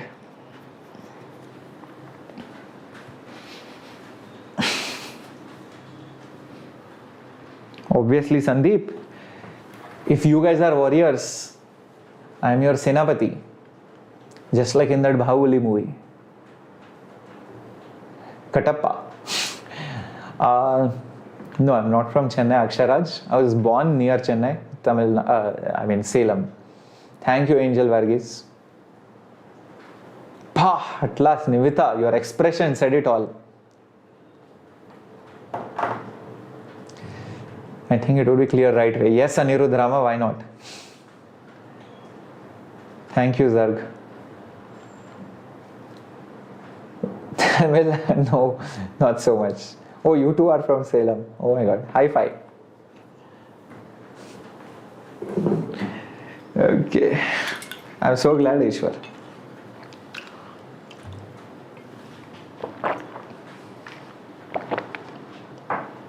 Coimbatore is such a big city, man.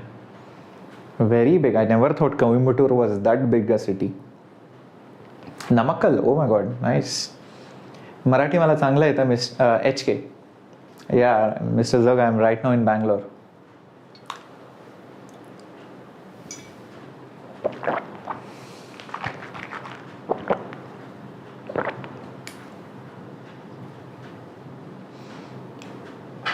Telugu Radu, Ishwar.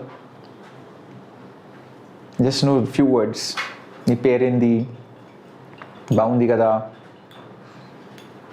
cheppu, repistanu, cheppistanu, so many anus. It's very good. It's raining. I can hear the raindrops and it is very distracting because I just feel like going out taking a walk. That's what probably I'm going to do. Mother tongue is Marathi. Malayalam, no, I don't know. Hailstones, no. Kannada gottu, unknown. Yeah, ನನಗೆ ಸ್ವಲ್ಪ ಕನ್ನಡ ಗೊತ್ತು. Ankit, let's make the tangent a chord now. Please study well, Ankit. Really worried because you have been here for a long time. I really want you to do well. Where in Bangalore? Oh my God, I'm scared. If I tell my area, that's it. Rahul, just I like to interact with people, so slowly I pick up. I like to just at least know the basic things. Okay. Let's begin. Last chapter, Nucleus. Let's see what it is. Okay, let's open it up. Wow, yeah, there we go. Now guess what, guys, in nucleus also you don't have many things. Romba lucky. Punjabi also I know, little bit. I listen to Punjabi songs and I've seen few Punjabi movies. It's a very sweet language, yeah, Punjabi. Luckiest batch of ever, I mean like evergreen lucky batch to have very little syllabus. Term 2, that too, 30% reduction. Okay, radioactivity is not there. I mean, like, really, guys, graph is there. Nuclear reactor, no, don't do all that. Only learn fission and fusion. See, first thing that you should know is the masses. Atomic mass unit. What is that atomic mass? It's a special unit because, the masses are so small in a nucleus that you need a special unit, that is AMU. Just like you had electron volt. Electron volt is also energy. But why do you use it? Because the energies are so small, it will be very bad if you write it in the negative powers of 10. So that's why you use electron volt. Same thing over here. So what all things that you should know? Let me just put it up right over here. First things first. AMU, which is also defined. Oh my God, let me just remove this. Yeah, AMU, which is 1/12 the C12 isotope mass, and yes, 1/12 the C12 isotope, and the value you should know it right over here. I have highlighted it. Okay, so that's one thing. Then you should also know about the mass of proton and neutron. I have put it up highlighted below. Okay, mass of neutron is this much, 1.674. Notice mass of neutron is slightly more than the mass of proton. Look over here. Mass of proton 1.672. neutron was 1.674. Slight difference over there. Apart from that, nothing much. Charge wise, yes, they are different. So mass of proton roughly equals mass of neutron, which is 1 AMU, roughly approximate. But neutral charge, this is positive charge. That's the only difference. Okay. Now, if you talk a little bit more about this, all the particles together inside of this, they are called as nucleons, and nucleons are made of protons and neutrons. The number of protons inside the nucleus decides the chemical characteristics, meaning the atomic number, and the number of neutrons are just there to help the protons stick to each other. We'll come to that in a bit. So this is nothing but the number of neutrons. Together, what you get is the atomic mass number, which is basically the total number of particles inside the nucleus. Now, each of them, when they are same, they are called as something. Like if two elements have the same number of protons, they are basically called as isotopes. If there are two elements which have same number of neutrons, N, isotones, and if they have same number of A, the total number of particles, A will come, so isobars, that A is there over here also. That's how I usually remember it. N, A, isotope everybody remembers. Accurately needed, I doubt, but on the safer side for board's perspective, you can remember it, but I really doubt you will need the accurate. Oh, did I not write 1/12? I'm so sorry, guys. 1/12, I'm so sorry. 1/12 the C12 mass. Oh my god, I wrote half the mass. My bad, sorry guys.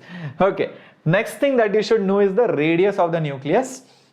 So this is the radius of the nucleus. The approx radius of the nucleus is given by R0, a raised to 1/3. Again, you should know the value of R0. I have highlighted it right over here. You can see. By the way, all the things what I told you, NZ, everything I have highlighted, isotopes, isotones, examples highlighted. Again, 1.2 into 10 to the power minus 15. This is the value of R0, like you can see right over here. This 10 to the power minus 15 is also F, just like your N, micro, milli, this is F. F is 10 to the power minus 15. Keep this in mind, don't get confused. And yes, the density of all the nuclear particles is the same, it is constant. J aspirant need not read NCERT, it is not needed, guys. Yep, it is femto. Okay, so keep all these pointers in your mind. Then moving on to the next pointers. Yep, when mass is destroyed, we are going to see that energy is created, and when mass is created, energy is destroyed. This is the principle of energy and mass conservation given by Einstein, and he said energy and mass can be interconverted into each other. The difference of the mass, if it is delta m into c square, gives you the energy. Very important formula again over here. Very famous equation. Energy is mass destroyed into c square. C is a very huge number, 10 to the power 8. Squaring it will make it 10 to the power 16. That means if you destroy few kilos of mass, that will produce tremendous amount of energy. And that's what the whole world is scared of right now. Russia-Ukraine war. We know that, if a nuclear bomb explodes, it will be very, very bad. Huge amount of energy. You can see that. Okay, next, keeping all these things in mind, if you convert this into electron volt, then you can write it like this. Delta M, if it is in AMU, then the energy that you get will be in mega electron volt if you multiply it with 931. Where did you get the constant? Just like that 12400 or 1240. You just put the value of C, convert it into electron volt. Since you want mega, you take care of that 10 to the power 6. That's how it is. Okay, keep this in mind. So delta M is usually used because the masses destroyed are usually in atomic mass units. So the energy that you get is also in electron volts, mega electron volts. Okay, semiconductor is already done, bacha. Okay, on I have posted a link in the community page. Please check that out. Just go to YouTube, about videos, playlist, community. Scroll down through the community. I have pinned the message for which lecture you should watch for semiconductors. Now, when two or more nuclei combine or two or more protons with neutrons combine to form a nucleus, you will see that their masses are different before and after. Meaning, example, if you have, let's say, protons and neutrons here, when they combine together to form one single nucleus of two protons and two neutrons, you will see the masses will be different. It will not be the same. When they are separate, their masses are more. When they are together, the masses are less. So you will see there is some destruction of the mass, delta M. So there is a release of energy. There is release of energy. It is exothermic reaction. It releases energy. This energy is called as the binding energy. What is it called? It is called as the binding energy. Now, if you take this binding energy and divide it by the number of nuclear particles present. So, if you take this binding energy and divide it by the nuclear particles present, it gives you binding energy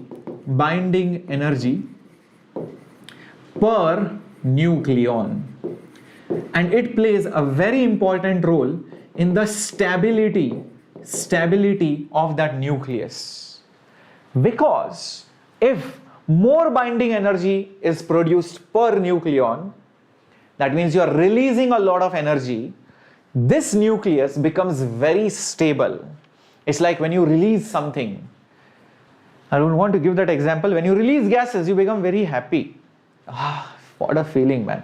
Same way, what happens is when these particles come together to form a nucleus, what do they release? They don't release gas, they release energy, and they become very happy, and they release more gas, they become even more happy. And that is why it is related to the stability of it. See, all these people are the ones who are laughing. They have become very happy, guys, when they release gases. Be careful, okay? Don't go around them. Very, very careful. They will be very, very happy releasing gases. See, look at their evil laughter. Okay, next thing, stability graph. I will just show it to you over here. Which gas? It's the same gas which you can use to mix it with water and you will get H2SO4. That was one brilliant idea suggested by one friend and one student also. He told, sir, we can use this, mix it with water, you get H2SO4. I clapped for him. Very good. Congratulations. Okay. So moving ahead. Okay, where are we? Guys, some people ask, sir, do we need to remember this formula? No. Come on, really?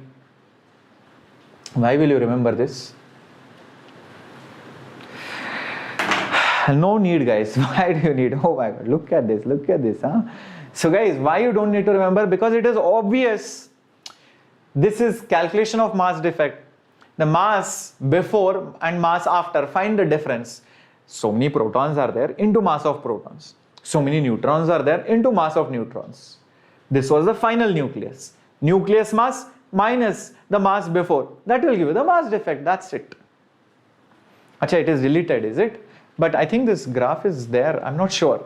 Okay, even if it is, all right. I'm just playing it safe. I'm not sure whether it is. I thought it was not deleted.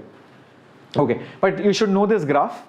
I'll tell you why. Because it is related to fusion and fission. It is related to fusion and fission. That's why it is very important. This graph is your binding energy per nucleon with atomic mass number. Don't worry, just concentrate, because it is related to fusion and fusion, only then you'll understand it. Looking at this graph, you will see Iron is the most happy guy because it has more binding energy per nucleon. More binding energy per nucleon, more happy it is. Okay. Now, hydrogen, not so happy. Uranium, happier than hydrogen, but not as happy as iron. Got it? So, hydrogen, helium, lithium, nitrogen, they want to come in this region, middle region, this atomic number. These heavy elements want to go down over here. So, if the heavy elements want to become small, they have to be broken into pieces. That breaking is called fission. Fission is basically cutting it. When you cut, it is called fission. Fuse is join. So when these elements combine, they become heavy and they become a bigger nucleus. So these elements would be fused to become more stable, and these elements would disintegrate, decay, split, cut, fragmented to become a stable nucleus. Very important, okay? And you will also notice some important pointers are mentioned. It's exactly the same thing. Now, before we go ahead, there is also a topic called as nuclear force. I don't know whether it went up or below.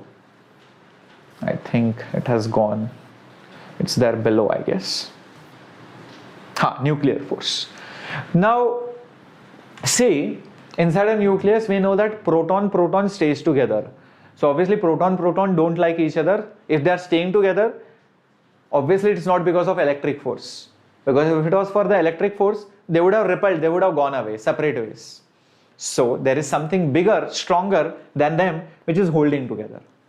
And that is only applicable for very close distance, because I know two protons usually repel, but only inside the nucleus they attract.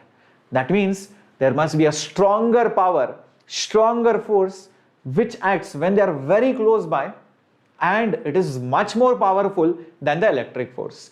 That is a new kind of force called as a nuclear force. That is what is explained here, and there are 3 points which you should know. First point, it is much stronger than the Coulomb force and even the gravitational force. That's what is mentioned. Second point, it is between very short. It is for a very short distance. It decreases rapidly when you increase the distance. It does not decrease slowly. If you increase the distance beyond a certain limit, gone, it vanishes almost. Okay, and next thing is the nuclear force acts between neutron, neutron, proton, proton, neutron, proton. It does not depend on the charge. These 3 pointers are important, and this nuclear force also explains, it's also the reason for the constancy of the binding energy per nucleon after a point. That means, if you go to this graph, why doesn't this graph keep on going up? Why does it reach a value and then again slightly decreases, almost constant, but small decay? Because what happens is, when you add more neutrons to hold the protons, it's a good thing. Then the nucleus becomes stable. But when you excessively make it big element, then there are so many protons that these neutrons can't hold up to so many protons' repulsion. Even if you add more neutrons, because the size has become so huge, the neutron might not be able to protect and hold the protons together which are far away from it. So as the size increases, the influence region of each neutron is only limited to a certain region, because of which, as the size increases, you will notice that the neutrons can't really help or add too much of value in holding the protons together. So that is the reason why it does not just keep on becoming more and more stable as you go to higher atomic number. But you will see that it decreases, because after a point, when you add more neutrons, you will notice that these neutrons, instead of helping, they act exactly the opposite way. They in fact create repulsion. They make it slightly unstable, and that's got to do with the spins and other things. Don't worry, but they do not add to more stability as the size increases. That's the reason why there is a slight drop in the graph. Okay, so keep all these things in mind. Okay, so it's, yes, saturation property. Thank you, Mr. Zug. And so why don't we use Fe in nuclear reaction? Ferrous is stable, Janaram. If you use a stable nucleus, there is no point, it is not going to decay. Kindly explain figure 13.2. 13.1. What is this? The potential energy of a pair of nucleons as a function of their separation. For the separation is greater than or not, the force is attractive. For the separation is less than or not, the force is strongly repulsive. Okay, so basically what is this graph telling you is that if, see, this is energy versus distance. It's similar to many other things. You might have seen two atoms forming a bond. If they come close by, if they come very close by, it becomes repulsive. If it goes very far away, it becomes attractive. It tries to maintain it at its equilibrium distance. Recollect energy versus distance graph. The slope F is minus du by dx.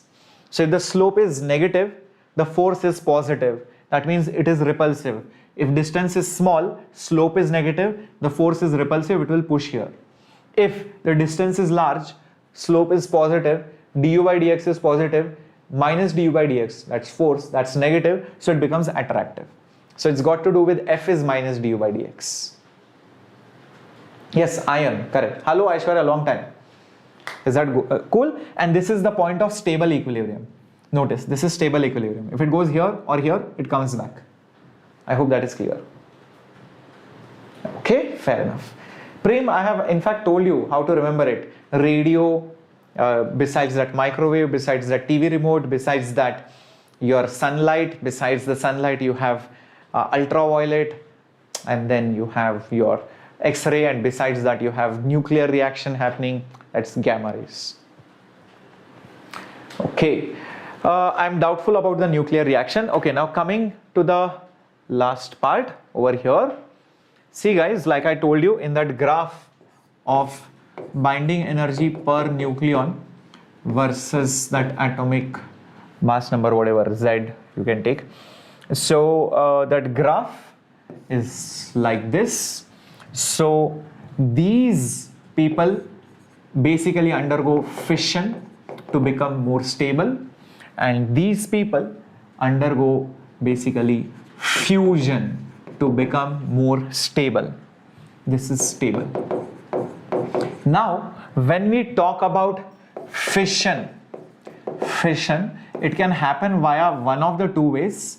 One is natural radioactive decay. Second is by bombardment.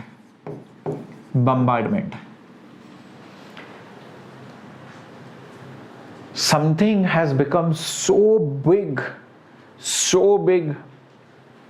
that it is so unstable now. Naturally it decays. That's uranium, thorium, so many such materials are there. It decays on its own. Second type, it's so big, it wants to reduce, but it can't. So you need to punch it, bombard it with some particle. You throw something on it, it splits. Like there is a building of blocks, you throw something, it breaks. So that is bombardment. In fusion, everybody clear about this point? Yep. So in fact, I have highlighted those points as well. Going down, alpha decay, beta decay, radioactivity is not there. Okay, don't worry about it. It's only there for JEE and NEET. Okay, nuclear reaction, fission.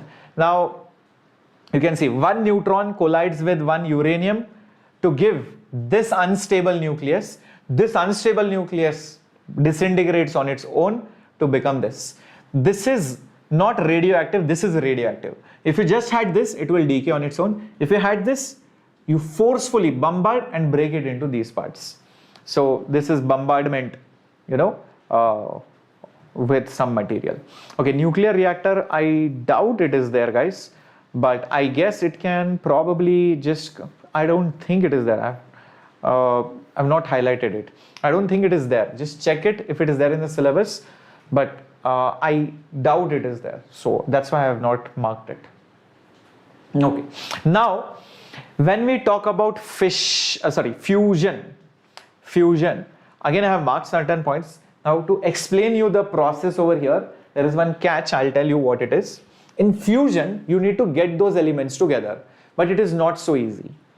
See, when you want to get two elements together, they do not like each other because they will repel. Two nucleus will repel always each other.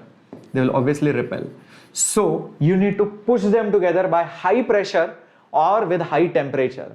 That's what happens in the sun. High pressure, high temperature, you force them towards each other. So you need some minimum energy to bring them together. Only then they will fuse to form one single nucleus.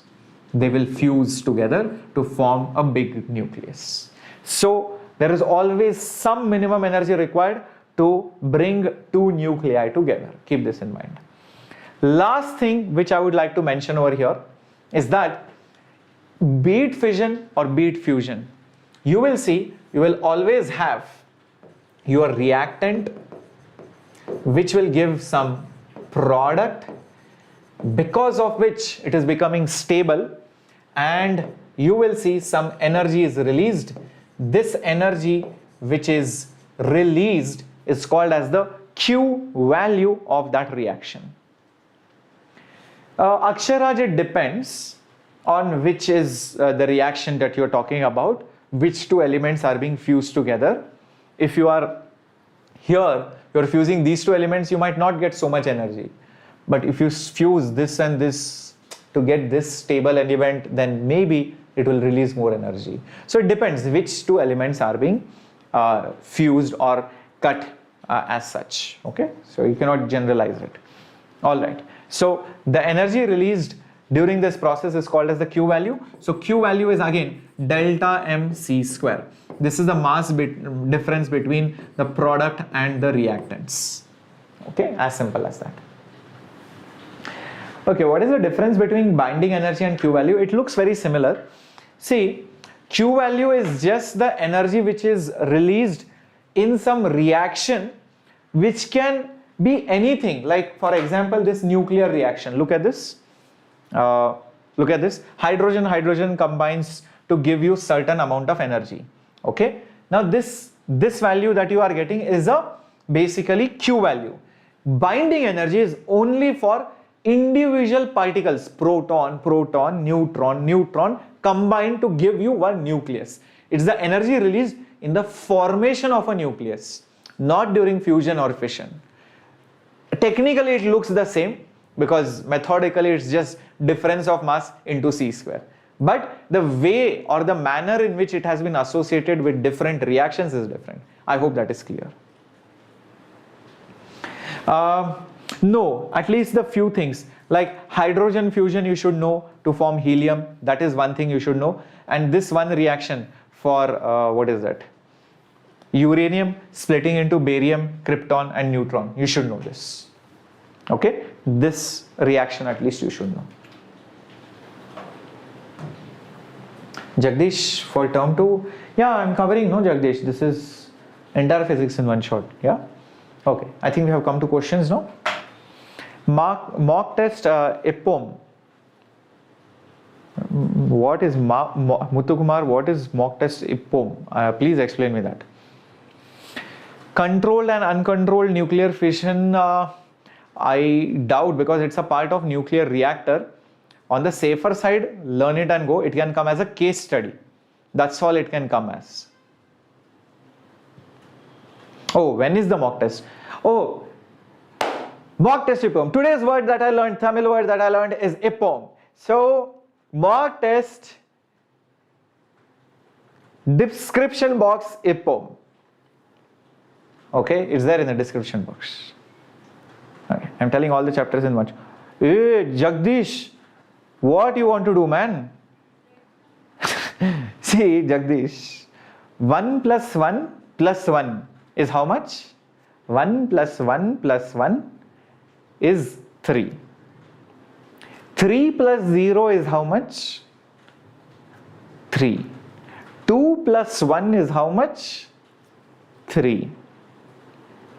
Understood? 1 plus 2, 3. 3 plus 1, 3 plus 0, 3. 1 plus 1 plus 1, also 3. Understood?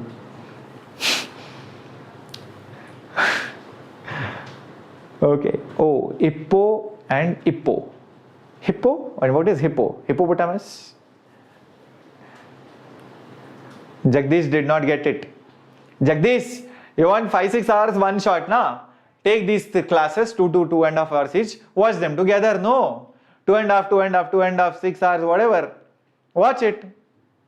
What difference does it make? Whether I take one class of big thing or separate classes. Hippo is now. Papo. Papo. Papo? Oh my god. Hippo, Papo. Hippo. I'll for sure get confused, guys. Let's do this. A neutron is absorbed by this nucleus with subsequent emission of alpha particle. Write the corresponding nuclear reaction. Okay, so what is it? Lithium 3 plus alpha emission by adding a neutron. It gives you alpha particle. Alpha particle means 4 on the top, 2 below. Something will come out here. Now start filling up the table. Lithium has an atomic mass number of 6. Neutron, atomic number 1, atomic mass number 1, atomic number 0, no charge. Alpha is over here. So guys, 6 plus 1 is how much? 7. 4. So if you get 7 here, you should get 7 here, obviously. 4 plus what gives you 7? 3. 3 plus 0, 3. Jagdish knows it very well. 3 plus 0 is 3. 1 plus 1 plus 1 is also 3. Jagdish knows it very well. And 2 plus what is 3? 2 plus 1 is 3. So 3, 1, what is that? Hydrogen. Done. So that the element is hydrogen. Tritium. Yes. Q factor means the energy which is released, between fission or fusion reaction because of the mass defect of the reactants and products. That's what it is. Okay, this is supposed to be hydrogen, guys. Okay. Next question. Obtain approximately the ratio of the nuclear radii for gold and silver. What is this concept? Radii of gold, AU and silver. Yes. So let's try to do this. Radius of gold and silver. I know radius is proportional to a raised to 1 by 3. So this will be AU, AG. So put the atomic mass number. Will you put 79 or 197? This is Z, this is A. Be careful. On the top, it's atomic mass number. So 197 by 107. So many students get confused what to put. That's why I had given this question. Remember, this value is Z and this value is A. You will always put A. And this whole thing raised to 1 by 3, of course. So that will be the answer. It's raised to A raised to 1 by 3. The value comes out close to 1.23. But otherwise, this is the method for it. Yes, I'll be adding the notes in the Telegram channel, not anywhere else. Okay. Let's move on to the next one. Last few questions, guys, before we end the session. 4 nuclei of an element undergo fusion to form a heavier nuclear with the release of energy. Which of the two, the parent or the daughter, would have higher binding energy per nucleon? Okay. 200 megaelectron is which value U? What do you mean by that? Power? Yes, I have put, no, Someshwar, power 1 by 3. Did I not put? See this? Raised to 1 by 3. Someshwar, I have put it. Yeah? Okay. Moving on. Next one. Now, there are 4 things. This is your parent. They fuse to form one nuclei, which is your daughter. And as you go higher, what happens when the smaller elements fuse to form a daughter element? you will see that the daughter has more binding energy per nucleon. Remember that graph which I showed you right over here? Where did it go? See, in fusion, the binding energy per nucleon is less. As it reaches here, it becomes more stable because it has more binding energy per nucleon. I hope this is clear. Daughter will have the higher binding energy. As simple as that. You can explain it graphically, or you can say that the energy is released, and that means more energy is released. So whenever you release more energy, that means binding energy is more. That's all. These are subatomic particles, Anirudh, just like you have your proton, neutron. Neutrino is also a smaller particle which is associated with nuclear reactions. Sandeep's diary, in the description box, what is the problem? I'll tell you.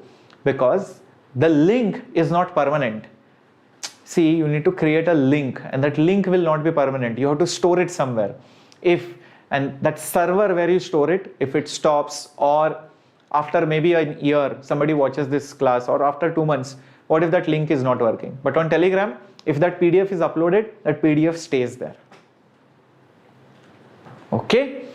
I will ask the team to put up the links for the mock test, guys. Don't worry. Okay, I'll ask them. Okay. Fair enough. Let's solve the next question. Nucleus with this mass number, this much binding energy, breaks into 2 fragments. This 120 is the atomic mass number. Binding energy per atomic mass number is 8.5. Find the energy released. No, Rahul, I have the dinner after this class. So how to solve this question?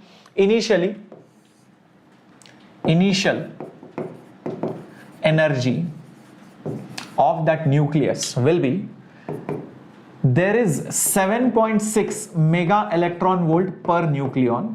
How many nucleons are there? There are 240 nucleons. So I'm just going to put 240 over here.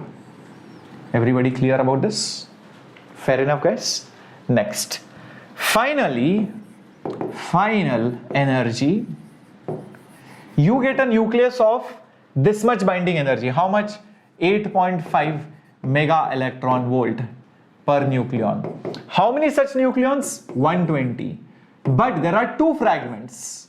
Each nucleon has this much energy, but there are 2 such fragments, so into 2.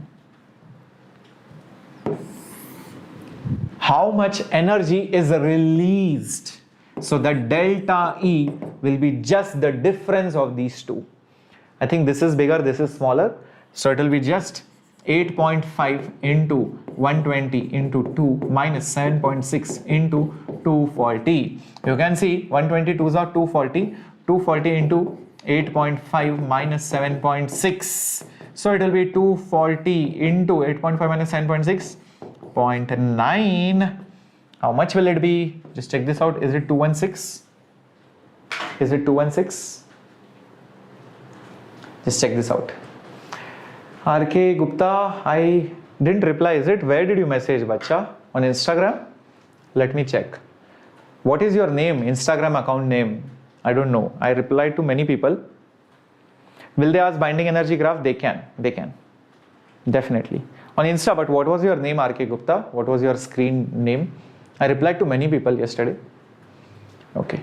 Yes. So, my dear students, remember one thing, that the NEET crash course has started for all the NEET aspirants. Same thing, JEE crash course has also started. I am teaching the physics part, like you guys know, and all the best teachers obviously. Interactive classes with hotspots, leaderboards, feedback, PDF notes, replays available. Each session comes with assignment, and the validity is till the last day of the exam, be it NEET or be it JEE. Also, you will get assignments for all the subjects, all chapters, with live doubt support and the test series as well. So make sure you join it.